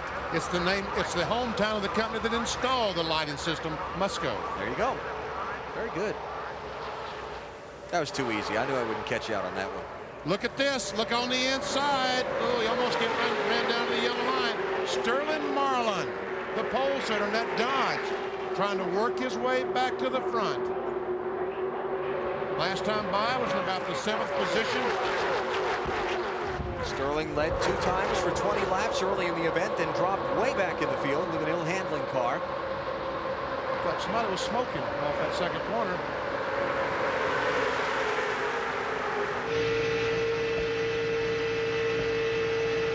There's Joe Nemechek's car. NASCAR spotters are reporting, Benny. There it is. And there it is.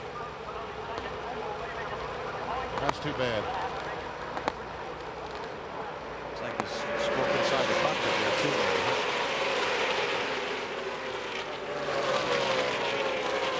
Oh, I see. He's hit the wall. Well, that'll do it. Yes. That was tire smoke we were seeing. Yeah, right back here you see the bumper. The rear part of the bumper's hanging out. Right there. I tried. You were one of those kids that couldn't color. Oh, that was terrible. That was terrible. Yeah.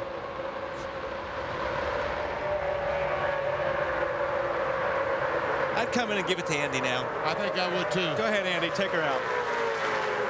Andy Houston is standing by because Joe Nemechek was not feeling well. He's feeling worse now. Back to the lead. And you hope that his aches and pains didn't contribute to getting into the wall, or getting into the wall didn't make it worse. And as we watch this, Nemechek will bring his car to pit road. Mike Skinner hung out again.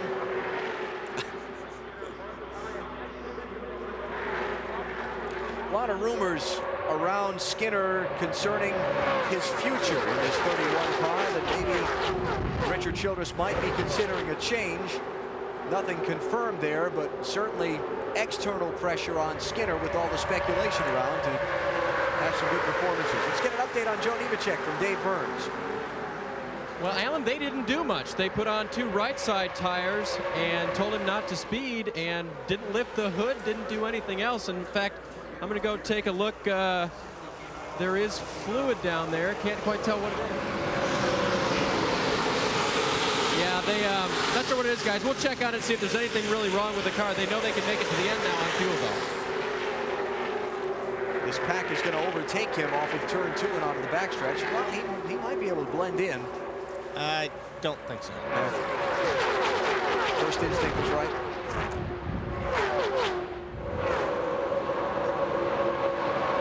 Dale Earnhardt Jr. has spent most of the time in this race since lap 27 in the lead. We're now at lap 120, 300 miles into the Pepsi 400. It's Earnhardt Jr., Rusty Wallace, Michael Waltrip, Kevin Harvick, and Ken Schrader, the top 5.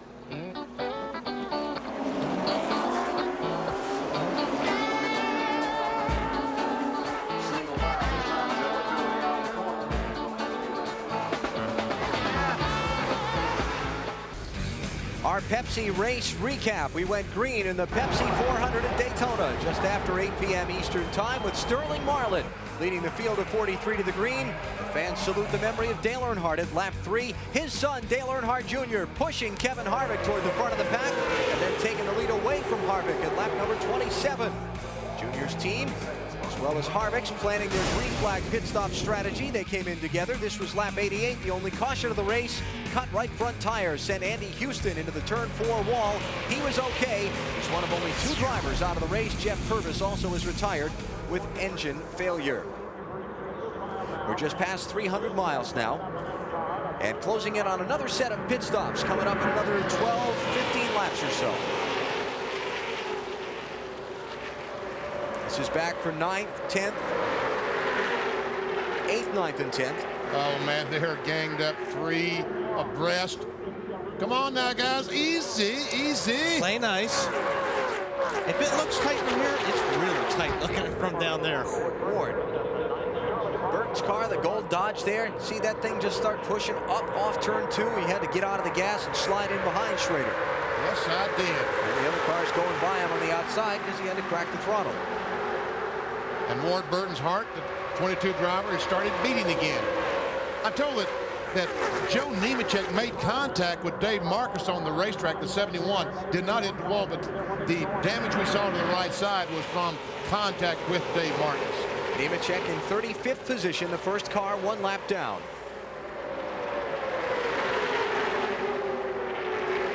And in fact, just overtaken by Ricky Craven to put him back to 36th. Oh, look at Todd Bodine going up there. Angels fear to tread. Earnhardt Jr., Sterling Marlin, Matt Kenseth, Kevin Harvick, Todd Bodine, Ward Burton, Michael Waltrip, and Robert Presley all led laps in this race. Presley by staying on the racetrack when everybody else pitted under the caution. Back at lap number 89, he came in a lap later, but did collect 5 bonus points. If you lead a lap in a Winston Cup race, you collect 5 extra championship points. Lead the most laps, you get another 5 bonus points. It's amazing what's going on behind Dale Earnhardt Jr. I looked just a moment ago and Jeff Gordon was running in 12th spot, and there he is trying to take the 3rd spot away from Michael Waltrip with help from Kurt Busch. I'll probably look in a few minutes to be back in 15th. It's just back and forth. But one thing is constant, that white number 8 car, the baseball car in front. Yep, nobody's been able to do anything with them, even if they gang up on him. Michael Waltrip, after the problems on the pit stop earlier at lap 89 when he slid through his pits, regaining those lost positions. Taken 3rd. Well, the leader should be coming onto pit road sometime soon. Marty Snyder, let's hear from you about it. Yeah, Alan, about lap 142 or 143, which is not too long from now, we will see the leader, Dale Earnhardt Jr. on pit road. He's fighting 2 problems right now. 1, he wants to make sure he stays out front. And 2, don't get too big of a lead. He is still about 3/4 throttle. He can pull away from these guys if he wants to. They plan no adjustments on the next stop. He wants to stay out front. To Bill Weber. Could Michael Waltrip be writing another Daytona miracle story? The Daytona 500 winner coming in here looking for the Daytona sweep, putting the 500 and the 400. Had a good car, came down a pit road, as Alan talked about, slid through his pit, lost all those positions, almost hit Skinner on the way out, fell way back in the field, then charged back to the front. The big critical questions when they pit. Who will they have as a partner, and how many guys are going to take how many tires if they take any? Down to Dave. Bill, I've been keeping my eye on Mike Wallace all night, and my note sheet says the same thing all the way down. It's okay, it's fine, it's great. Mike Wallace hasn't had any changes, and Jim Long, the crew chief, tells me that he can drive the car anywhere on the track that he wants to. It's now up to him to find a way near the end of the race to be out front at just the right time. Mike Wallace is having a great run. Matt Yoakum. Dave, Jeff Gordon has climbed to the 4th position on his last pit stop. The only adjustments they made were to the driver. They handed a water bottle and 2 ice packs. He was a little bit warm, but no adjustments on the 24 car. Says the car is still a little loose on entry, but he is adjusting with his driving. And keep in mind, this car is very stout. His 24 machine is the last non-rad associated team to go to victory lane in a restrictor plate race. To Bill. RAD being a aerodynamic group, an association between Richard Childress Racing, Andy Petrie Racing, and Dale Earnhardt Incorporated Racing, where they all pool resources with an aerodynamicist to study and improve their cars, particularly for these races here at Daytona and at its sister track, Talladega. Look out, Michael Waltrip and Mike Wallace. And here's Ward Burton back in the mix. We saw Sterling Marlin in a Dodge up there just a moment ago. Here comes the other one. Ward Burton has moved in, looks like the 5th spot. Ward started in 2nd, fell way back in the field. He's picking his way back into the top 5 as we close in on pit stops and the finish of the Pepsi 400 at Daytona. Dale Earnhardt Jr. has dominated so far. Can he hang on to what would be an extremely emotional win? NASCAR on NBC looking down on the Daytona International Speedway for the Pepsi 400, getting down to its final laps. Tomorrow night at 7, 6 Central. Don't miss it. All new Dateline NBC. Street racing. It's fast and furious, but it's also an illegal sport that can kill. It's tomorrow night at 7, 6 Central. Dateline NBC. 26 laps to go in the Pepsi 400. And about 6 to 9 laps from the final round of pit stops for the leaders, which will happen under green if we don't see the yellow between now and then. 4 or 2 tires. You know, that's a question right now. I would think if the front group comes in and takes 4 tires, I'd have to take 2 tires if I came in the next lap. But you've run a full fuel load. You can change the tires as fast as you can fill the tank with fuel. I guess it just depends how much fuel you need to put in. Exactly. You don't need a full fuel load to go the distance, so it could be some strategies playing off here. Yeah. And we've seen these cars tonight run faster. As they burn off fuel, they get faster and faster. Look at Jeff Gordon trying to get up to the outside of Michael Waltrip. His drafting partners left him. And there's Ward Burton moving into the 4th spot. Everybody bailed out to the inside line. Gordon's going to go all the way back behind Skinner. He's going to drop to 7th. Ricky Craven on and off pit road. Craven a lap down already. Now, a constant theme throughout the night has been Joe Gibbs Racing's 2 entries being at the back of the field. Bobby Labonte and Tony Stewart dropped to the tail end of the line pretty quickly at the green flag, and they've run there all night. This is Labonte in 30th spot. But you know, he's only 4.5 seconds behind the leader. And if they really have a good race car after that final pit stop, then's when he's going to try to start gaining those positions. Tony Stewart, his teammate, is in 26th position. Marty Snyder can tell us more about the Joe Gibbs teammates. And guys, Tony Stewart and Bobby Labonte have a radio channel where they can talk to each other. And about 15 laps ago, Tony clicked over to that channel and said, Bobby, let's go to the front. Bobby told Jimmy Nakar, his crew chief, it's time to see what we can do. They've been laying back about half throttle at the back of the pack all night long. Since that time, Tony Stewart has picked up 9 spots. Bobby Labonte has picked up 6. And as far as the last pit stop goes, guys, some teams are considering fuel only down here and no tires. Riding along in Tony Stewart's car, let's listen to how he's using his throttle in the corner and then compare that to the leader, Dale Earnhardt Jr.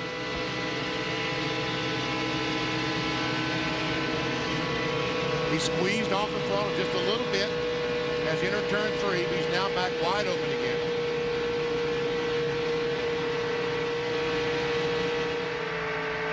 Now Dale Earnhardt Jr. Remember, if you pit for 2, don't flat spot them getting into pits. You're all clear.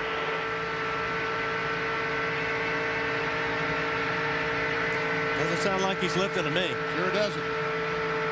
We can't tell. He may be running 7/8 throttle or 3/4 throttle. We can't tell that. But now some of these guys, Marty Snyder talked about, is that Jeff Gordon in the fence or just way, way high? He's fallen back. He's back to 14th position. And he's gotten himself down to the inside line as he coming to pit road. He may just be getting himself clear of traffic to make his pit stop. Bill Elliott, Casey Atwood, and Stacy Compton are all on pit road for stops. But now Marty Snyder talked about some of these guys fuel only.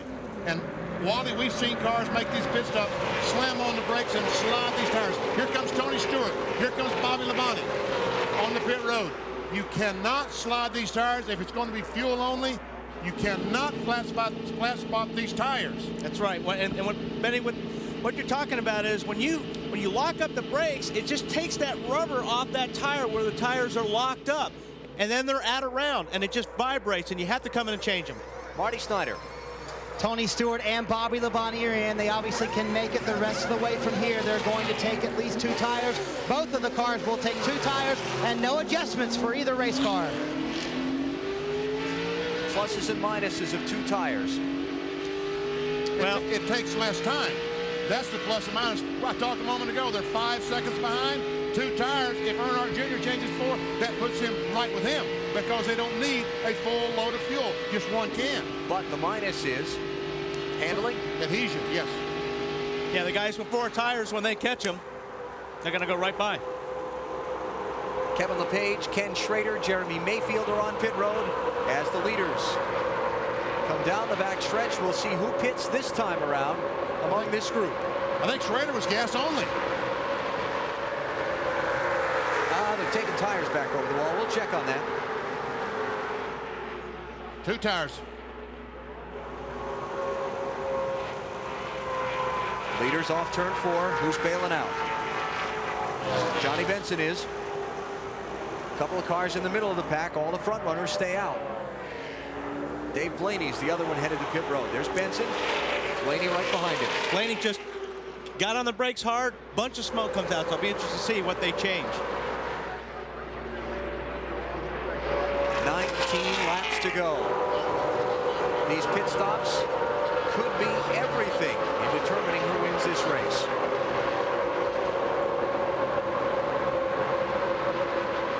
Two tires. Yep. Now that the first couple have done 2, isn't the pressure on the rest of these teams to just get 2? Yes, it really is. Unless you're deep in the field. Here come a large pack of front runners. Trouble off the corner. 31. Several cars involved. 3, 4, 5, 6, 7. Sterling Marlin, Mike Skinner, Jeff Gordon's in it. Bobby Hamilton. Kurt Busch is in the crash. Dale Jarrett takes to the pit road. Terry Labonte's involved. Caution's out. I didn't see it, but it looked like some guys were trying to get in the pits, and it just stacked up. See some damage to the right front of Kevin Harvick's car. Not a lot of damage, but damage. Oh. A lot of damage to that automobile. Ran so well earlier in the night. There's Skinner up against the fence. Mike's moving around. Looks like he's okay. Jeff Gordon and Kevin Harvick took their cars straight to pit road. But it all happened behind Dale Earnhardt Jr.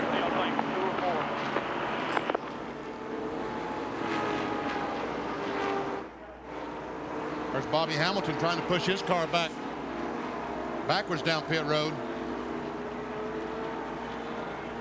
That car will go behind the wall. We talked about the big wreck. This one happened in a way we didn't expect. A lot of damage to Terry Labonte's car. All right, let's see if we can sort this one out. All right, here they're coming off the corner. And I think there's going to be contact right there. Skinner and Kurt Busch get together. Turns Skinner into the wall head on. Labonte has no place to go. Neither does Bobby Hamilton when Skinner comes back across the racetrack. Now there's no place for anybody to go. Who was that just snuck by? Nemechek. Nemechek, yeah. And John Andretti. Dave Marcus gets down on the grass and somehow saves it. He's almost as good as you. I know. And you know what? The 7 car was slowing down, coming in the pits. 31 checked up, 97 ran into him. Yep. Shot right across in front of Terry Labonte.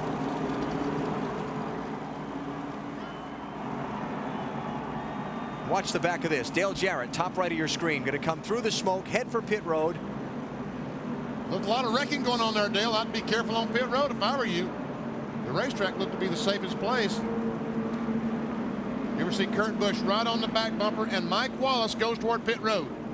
There's the contact. Skinner gets turned, and man, Terry Labonte says, oh no. Is that Mark Martin piling in there? Mark has continued driving around, but his chance at that $1 million bonus appears to have taken a little bit of a hit there if the damage is significant on his car. Was that Mark's car? Another shot. Get a better look at it here. And it just doesn't take much. I mean, you know, Mike saw the 7 car coming in the pits. He rolled out the throttle a little bit. Busch couldn't see what was going on. It just doesn't take much. There we saw the contact with Jeff Gordon. Listen to this, folks.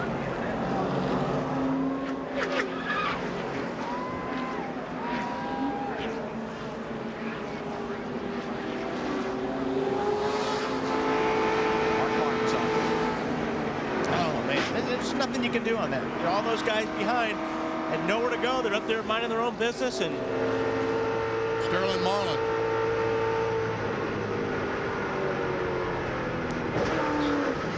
That hurts. That's going to leave a mark. Oh, man, I felt that. Did you feel that? I did feel that. That's because you hit me when it happened.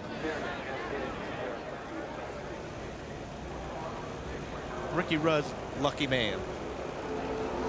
Jeff Gordon, let's see him down there. He makes contact with Sterling Marlin. And the 97 car makes contact with Jeff. He goes down through the grass. I mean, Nemechek. Look at Joe Nemechek. Pit road is closed because a number of the cars involved in the accident crashing down onto the pit entry. They want to make sure they've got all the metal picked up and other debris. So we'll take a break, come back for the caution flag pit stops in just a moment. Only 16 laps to go in the Pepsi 400 at Daytona.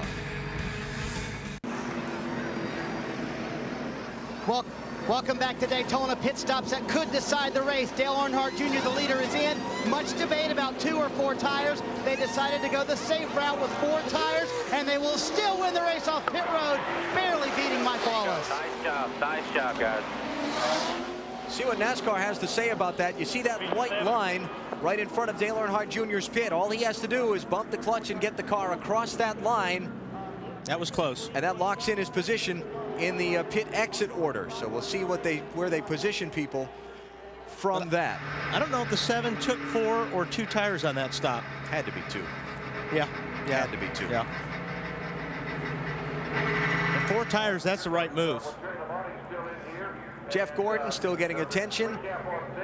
One of the 7 cars involved in the wreck just a moment ago off turn 4. Kevin Harvick, we saw the damage on the right front. They're trying to put a piece of aluminum over that. Now, let's see. Look at the white line coming out of pit road off the pit stops. That line. Who got there first? I don't know. I couldn't tell. Could you, Benny? Nope, up for NASCAR to decide. That's why they get the big bucks.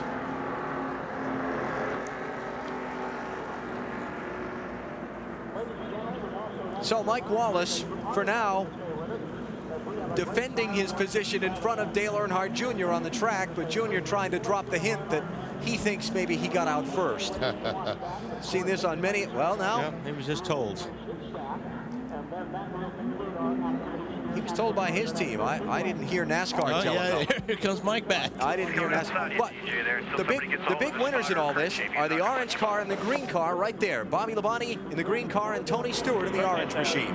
They have made their pit stop. They just changed 2 tires, but they have that track position they've been looking for all night long.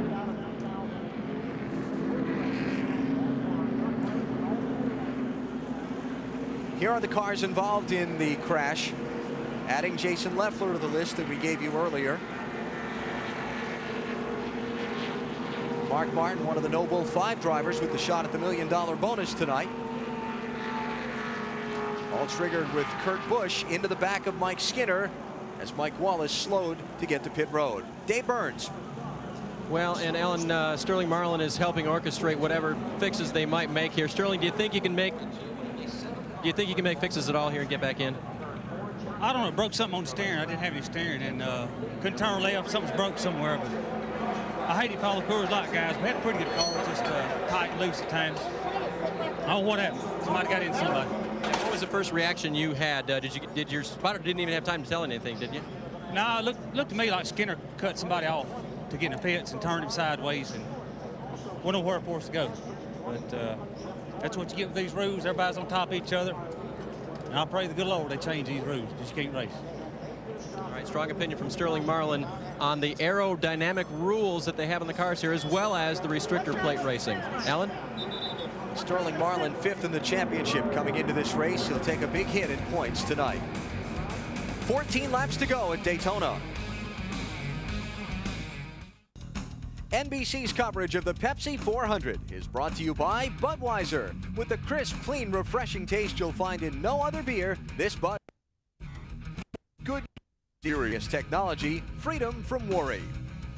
By the Home Depot, the official home improvement warehouse of NASCAR. And by Pepsi, the choice of victory lane.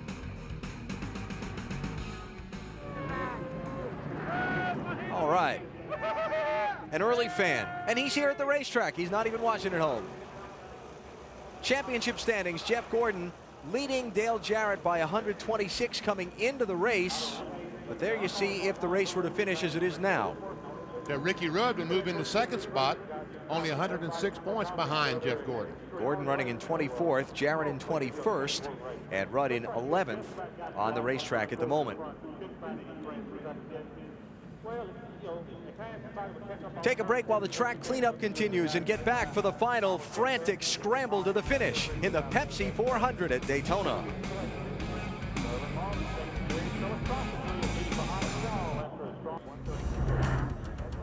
NASCAR on NBC at Daytona International Speedway. The Pepsi 400 is down to its final 12 laps. They're making preparations for the big celebration in Victory Lane. The question is, who'll be making the turn through the gates? I don't know. The whole running order has been jumbled by the caution coming out for the crash in the middle of the green flag pit stops. Johnny Benson is the leader of the race. Benson made his pit stop under green at lap 141, stayed on the lead lap, and was in front of Bobby Labonte and the other guys who'd already stopped when the caution came out. So Benson's the leader. Dave Blaney is 2nd. 3rd is Ken Schrader. Jeremy Mayfield is 4th. Tony Stewart 5th.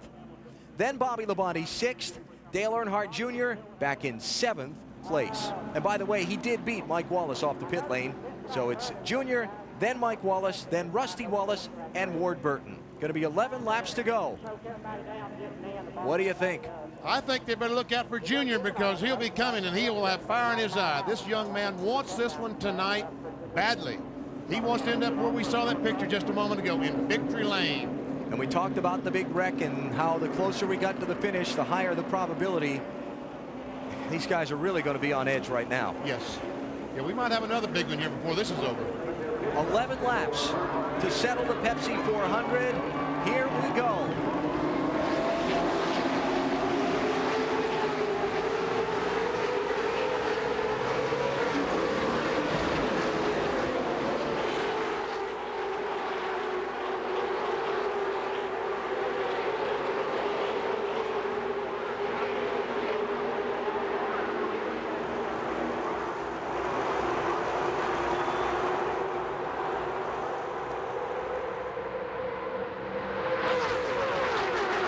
deals when you're making deals. On board with Dale Earnhardt Jr. Dives to the inside. Not room there. Decides wisely, decides to back up a little bit. Got to clear the lap cars first. Joe Nemechek, the 33, was up alongside Benson, the leader. He was the first one a lap down. Boy, Junior wants to go to the inside so badly. He doesn't have any choice now. He dives down to the inside. Better watch the out-of-bounds line. Off the tri-oval, the temptation will be great to try and go under Elliott and Nemechek. Caution's out. Trouble off turn 4. Jeff Gordon's car smoking heavily. Looks like he's made contact with the outside retaining wall.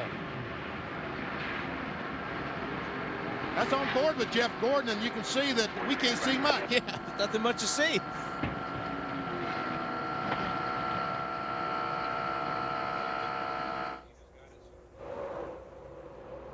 While they're racing back around toward the caution, they're being told, the drivers are by NASCAR, that they've already taken the caution. It was out when they got here the first time, so slow down. A huge, huge break for Dale Earnhardt Jr. Yes. Because on the restart, all the cars will line up single file. Those lap cars will go back to the 25th position where they're running on the racetrack. And now he can race these guys for the lead. And he's shown all night that he has a very fast race car. The problem is he going to run out of time? If you're new to NASCAR, there is a rule called the 10-lap rule. Once you get inside the final 10 laps of the race, if there's a restart, only the cars on the lead lap go to the front of the pack and line up in single file. So Joe Nemechek's role on that last restart won't be there the next restart. And that's a very important rule, and I'm glad to see it, especially on the restrictor plate races, because we've seen so many times the big crash, the other big crash happen on a restart getting towards the end of the race. All right, let's find out. Dale Earnhardt Jr. was 7th spot. I mean, he actually started 14th. Here's Jeff Gordon, and we see. I don't think he hit the wall, Benny. Doesn't look like it, does it? I think some damage from that earlier crash, maybe cut an oil line or something. I think he looks like he cut a tire. Matt Yoakum, what happened to Gordon? The guys jumped off the pit box. They were getting ready to head back to the garage, and Gordon said the car is still running, but it does not have a lot of oil pressure. Maybe it cut an oil line. Robbie Loomis told him to bring the car to pit road. We'll see what we can do. If possibly we can fix it. There are a few laps left. Possibly we can save some points out of this, Alan. So Jeff Gordon, the championship's leader's troubles continue. 9 laps to go at Daytona. We'll take a break and come back and see how it turns out in a minute.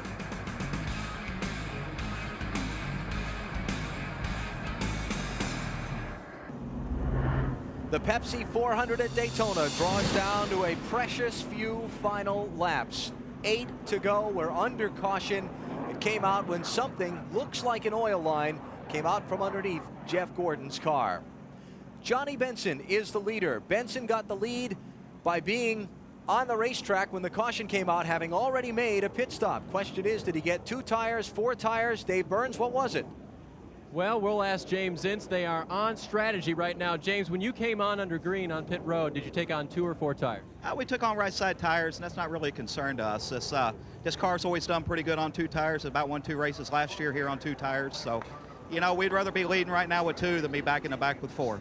And you've been dumped to the rear before at the end of a race like this. How do you keep that from happening this time? Well, it's either going to, if it gets dumped to the rear, it's going to be backwards into the fence because they come by. They're going to have to hit it hard.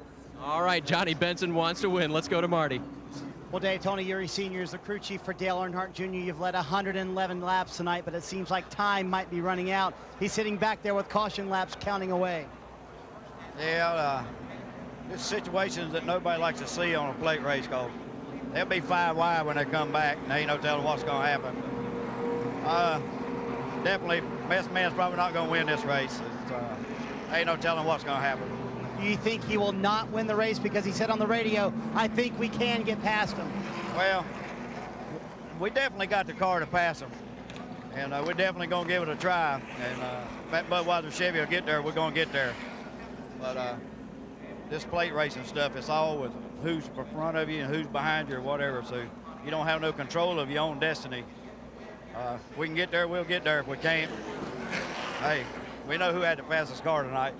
From cars behind him, he has been promised help, but he does not know if he's going to be able to get to the front in time.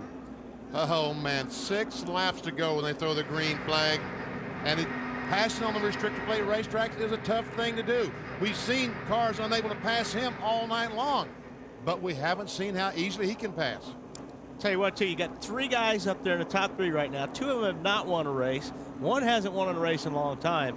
I'd be making deals with each other, saying, guys, let's not let some of these guys that win every weekend win one of these races. Let's run together, run some laps, and last lap, every man for himself.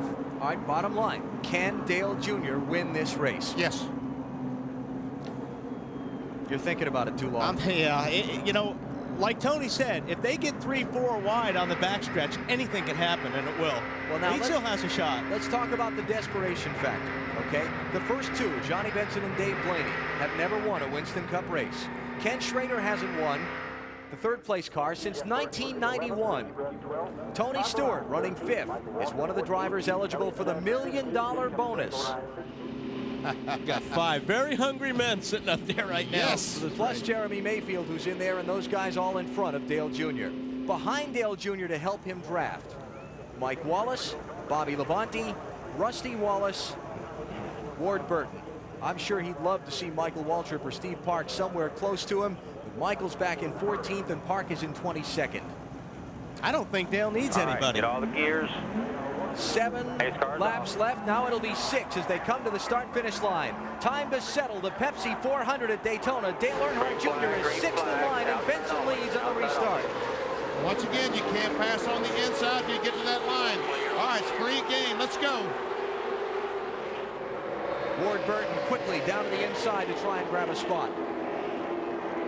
We see Jeff Gordon back on the racetrack. Earnhardt Jr. lagged back, trying to get him a run. He has that run, but Tony Stewart pulls up in front of him.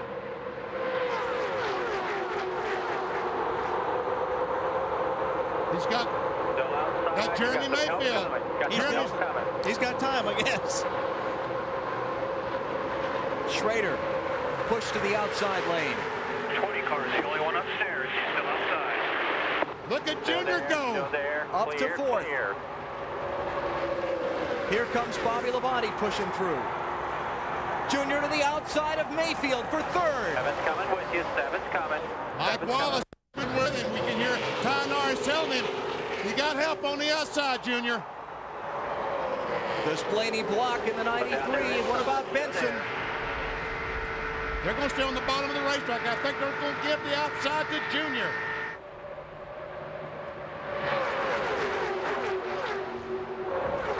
Jeff Gordon getting black flagged by NASCAR.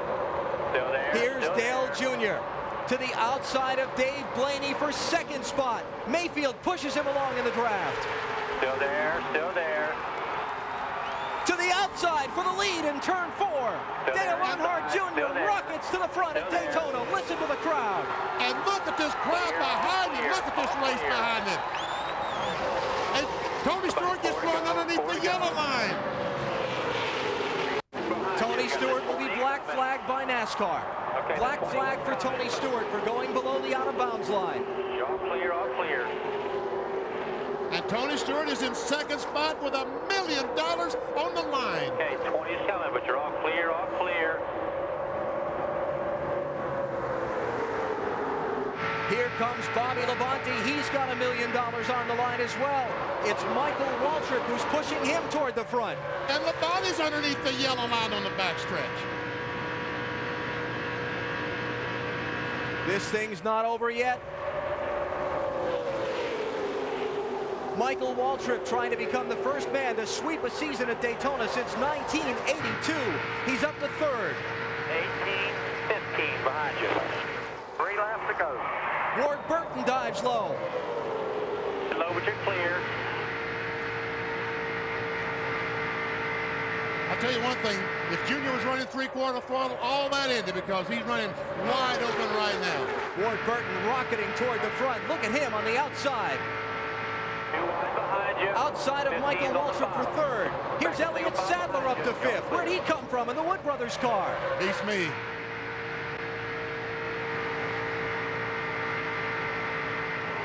Frantic, intense racing in the final laps at Daytona. But it's still Dale Earnhardt Jr. out in front. They've got to take the win away from him. Teammate behind the 18. Tony Uri Jr. is clapping, saying, come on, Junior, come on. 2 to go. And Dale Earnhardt Jr. trying to block, trying to keep those cars behind him, desperately trying to keep them behind him. He runs so good through the corner, he lets him get a run on him down the straightaway. Michael Waltrip dives underneath Bobby Labonte. They bump on the backstretch. Waltrip to second. Elliott Sadler and Rusty Wallace with him. Coming behind you. Now, 2 team cars race in the 1 and 2 positions. That's who Dale needs to see in his rearview mirror right now. That's the best thing he can see. Will Michael Waltrip block for Dale Jr.? Will he try to win the race himself? White flag is out. Final lap at Daytona. 180,000 on their feet, screaming wildly. 2.5 miles to go. Just exactly the opposite of the Daytona 500. It was 15 and 8. Elliott Sadler is trying to keep Bobby Labonte behind. He can't do it. But he does move down in front of Rusty Wallace on that fast line. All clear, all clear.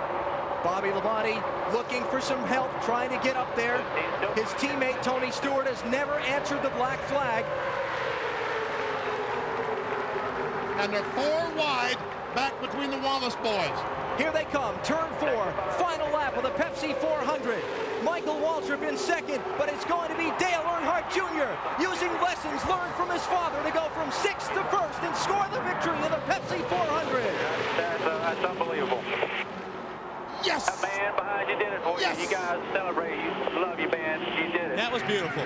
Very, very nice. Junior, you're happy. All right, look at that smile. Wow. I don't think there's anybody here that didn't want to see that. Sentimental favorite, emotional favorite. Earlier in the broadcast, we talk among ourselves. Some of the moves he made on the track today looked like his father behind the wheel. I am speechless.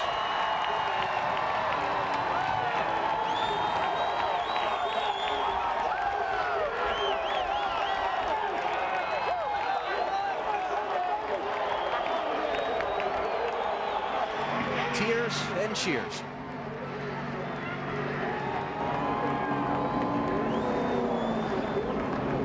Pretty cool.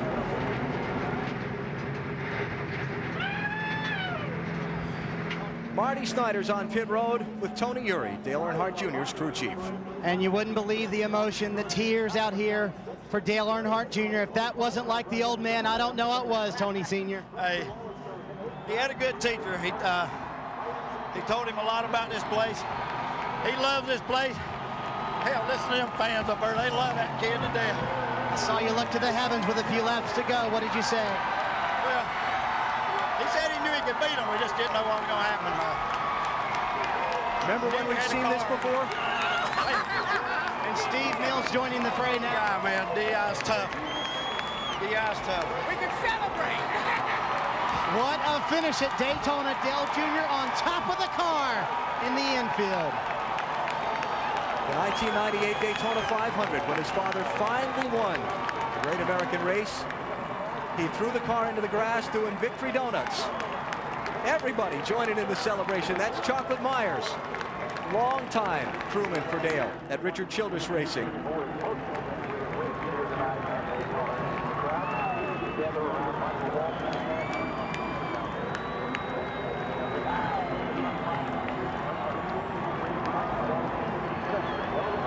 Sixth to first in the final 6 laps. All right, Mikey, you celebrate too. You never got to celebrate your win in February. You celebrate now. Man, that's just so cool. Storybook ending. Oh, this is great.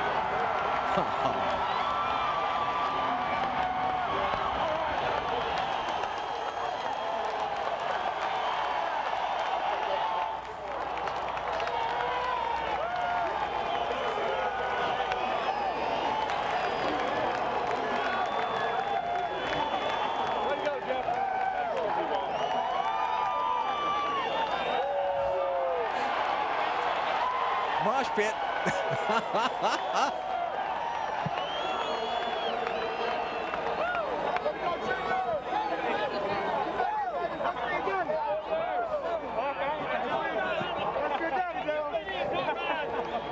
Tony Uri and Dale Jr. getting together. Now he's going to get it back over to victory lane. Let me tell you something, guys. He went to exactly the right place. Yes, exactly the right place. I don't know how he knew to do that, but that's where he needed to go. And that poor NASCAR official is responsible for that car to make sure it gets through tech inspection cleanly. There had to be about 300 people around it down there on the grass.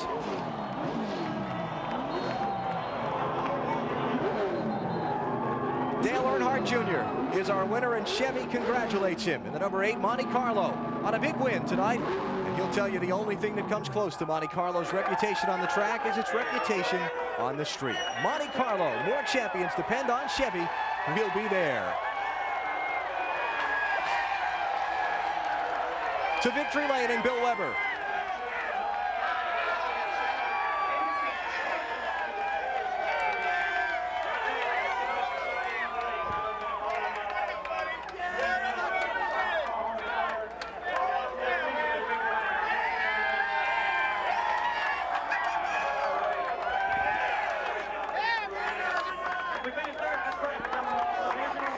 It's Tony Eury Sr., Dale Earnhardt Jr.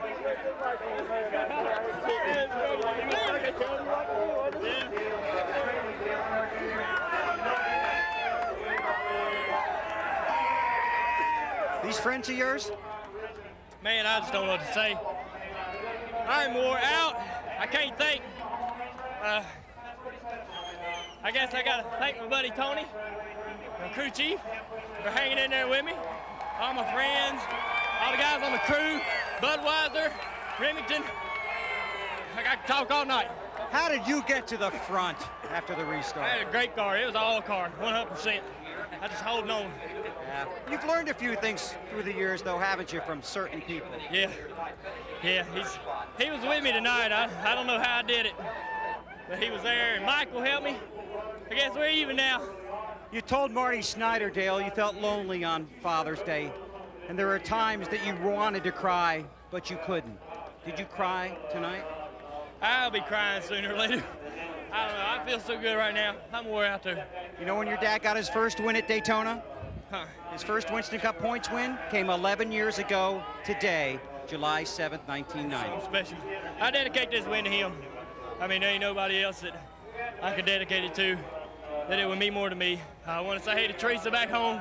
I hope she's loving this because we sure are. Thank you. Congratulations. Thank you.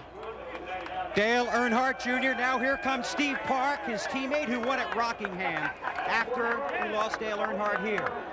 So the celebration here continues. Let's go to Matt. And back in February, it was Michael Waltrip pushed to victory lane by Dale Earnhardt Jr. Did you pay back that favor tonight? Was that the game plan, Michael? I just wanted Dale Jr. to win so bad, and I wanted to be a part of it. I didn't want to finish 10th or 12th. And the Napa Auto Parts Spirit of America hot rod was running, and it was really fast. But I was committed to Dale Jr., just like he was to me in February. And I'll tell you when I really learned a lesson, when I was running third, protecting Dale Jr. and Rusty. And that's what Dale was doing in February. That's a handful. They were all over me, but I stayed committed. I wasn't about to bail out on them. And Dale Jr. called me on Monday morning after Daytona 500, and he said, "I'm there for you, brother." And he was. And I just wanted to be part of it with him. On top of the car, you two embraced, and then you were talking in each other's ears. What were you saying to each other? This is what it's all about. We both were so excited about coming to Daytona. This place is a part of our lives, more so than any other place in the world. We weren't more emotional than normal. We were just normal as we can be since we lost our friend. But we were excited about racing, and then to have it in like that, it was cool being on top of the car with Dale Jr., but he's young and they butt heads. I think I'm going to have a headache. Then he dove off the car, and I think I weigh more than everybody on my team, so I didn't want to hurt them or me. So I crept off and cruised over here. Thanks to Klausner Furniture, Ritz Crackers, Coca-Cola, Chevrolet, Goodyear Tires, and especially Napa Auto Parts, the greatest sponsor in NASCAR. Thank y'all. A special night, a special victory for Dale Earnhardt Incorporated. Alan? Dale Earnhardt Jr. becomes just the 38th driver in this track's long history to earn the right to go to victory lane and hold a Daytona Winners Trophy. What a drive, what a performance. Final results in the Pepsi 400. Elliott Sadler, outstanding third place run. I don't know where he came from in those last 20 laps. Mike Wallace will finish in the 11th spot. Dale Jarrett, 13th. Ricky Rudd, 15th. Gained a lot of points on the points leader, Jeff Gordon, tonight. And let me just mention that Tony Stewart, I told you he never answered the black flag. While he's listed in 6th at the moment, he is under penalty, and NASCAR hasn't determined where his final finishing position is yet. I can assure you it won't be in 6th, though. The celebration will continue long on into the night with that young man, I assure you. What a way to return to Daytona. So much has been made throughout the week of what he would go through having to come here. He's gone through the best he could possibly. Dale Earnhardt Jr. has won the Pepsi 400. We'll come back in just a minute. Back at Daytona as the celebration continues in Victory Lane. Time for us to pick the Autotrader.com moves of the race. Can there be any question? Well, don't move the camera. Just leave it right there at that young man. That's my vote. Dale Earnhardt Jr. I second that one. That was incredible. Restarted 6th with 6 laps to go and won the race and took the lead with 4 laps to go. Dale Earnhardt Jr. Let's go to Dave Burns. Bobby Labonte has been standing down here, television producing, chatting with crew chief Jimmy Makar. You're really loose. Are you relieved this is over? Well, yeah, of course we are, and tonight I raced about 8 laps all night long, and that doesn't seem right, does it? But, really, it was a great deal for Dale Jr. and Michael Waltrip and DEI and all them guys, and that's what it was about here. The racing on my part wasn't much other than, right there at the end, Jimmy and them made a great call for Tony and I to pit. They had that caution, which, anything could happen, and we got track position there, and that's what you needed, because you can't hardly pass sometimes, and you can get boxed in. And with that restart, I was running third there, or running up front, and running second to Junior, and Michael Waltrip got by me. He had a really fast race car, so I slid back to 5th, which is better than I probably should have been tonight, so can't complain too much other than what did I do, Well, the Pontiacs tonight sure weren't bad race cars. They were just playing good strategy till the end. Marty? Well, day before tonight, Elliott Sadler's best finish at Daytona was 18th, and I think Alan Bestwick said it best. Where'd you come from anyway? I don't know, man. I tell you, we had a pretty good call night, just stuck back in traffic, and right at that last caution, we took on 4 tires. I left pit road, and I beat Michael off pit road, and I pulled over and let him go. I said, boys, he's going to the front. I'm going to follow him, and I just stuck on Michael, and he pulled me right to the front. Man, we finished third. Just a great job for Motorcraft, everybody on Wood Brothers. I can't think of a better night. I'm more excited here and more nervous than I was at Bristol. Congratulate Dale Jr. I can't think of anybody else I'd rather see win the race. He did a great job. Man, we feel like we won the race finishing third. Only his second career top 5. The other one was the win at Bristol. Back upstairs. Great run for Elliott Sadler. Want to go back and take another look at the situation with Tony Stewart. We talked about the out-of-bounds line. And that if you went below the out-of-bounds line trying to improve your position, you were going to get black flag. So the question is, was Stewart hit from behind? Did he choose to go down to the inside? How did it work? Well, this is the restart. This is the restart, and it happened, I guess, the next lap. Yeah. So when he comes back around to turn 4, we're going to see him go below the line. Yeah, that's just in turn 1. He goes below the line when they come off of turn 4 back toward the tri-oval. And the question is, was he intentionally trying to improve his position by going down there or not? I think that someone kind of forced him down there. Yeah, I have to agree with you on that, but it looked like he moved down there to make some, evasive action there. So there we see Dale Jr. going by Tony Stewart, and here's Mike Wallace on the inside. Tony's going to cut low here. We're coming up on the incident. Is it this lap or is it the next lap? Well, I guess it's the next lap. Well, while we look for that, we'll tell you that what the drivers were told in the pre-race drivers meeting was that if you went down under the line intentionally trying to improve your position, you would be black flagged. Now the question is, in NASCAR's judgment, was he intentionally trying to improve his position when he went downstairs, or was he forced down there to keep from running over somebody? NASCAR's call was he went down there trying to improve his position, so he was put under the black flag. We'll straighten it out after the break. Dale Earnhardt Jr.'s won the Pepsi 400. We'll come back to Daytona in a minute. Back at Daytona, where the Pepsi 400 spectators are enjoying a fireworks show on Independence Weekend. Had a little fireworks at the finish of this one, too, involving Tony Stewart. We have found the incident in question now, and we show it to you. This is coming off of turn 4 into the tri-oval, and he's racing Johnny Benson in the 10 car. Looks like he just gets a really good run on the 10 car. Starts to cut underneath him. 10 car comes down a little bit. Man, that's a tough call, Benny. It is a tough call, but Tony Stewart clearly was underneath the yellow line. Now, the decision that you've got to make is, did Johnny Benson force him down there, or did he go down there of his own free will? Yeah, he forced that angle. He sure drove him down there. Benson kind of ran him down there, and Tony Stewart did not back off the gas. He gets down below the yellow line. NASCAR black flags him. That's Greg Zipadelli, Tony Stewart's crew chief. The man in the middle is Gary Nelson, the Winston Cup Series director, and the man with his back to you is the team owner, Joe Gibbs. To me, it looked like if Tony would have got out of the gas there, it would have been a wreck. So avoid getting down there. Joe's argued with his share of referees in the course of his time. He's got his hands full there. Matt Yoakum has more. Matt? Well, the fireworks do continue down here, Alan. I spoke to Greg Zipadelli, Tony's crew chief, right before Gary Nelson from NASCAR walked up. He said, we know he was forced down there by the 10. We saw it on the video the first time. That's what Tony also told us. But we have to get our point across to NASCAR. We are hoping that we can get some video to show Gary Nelson. And just then, Gary Nelson walked up. The coach, Joe Gibbs, is also pleading the case for the 20 team.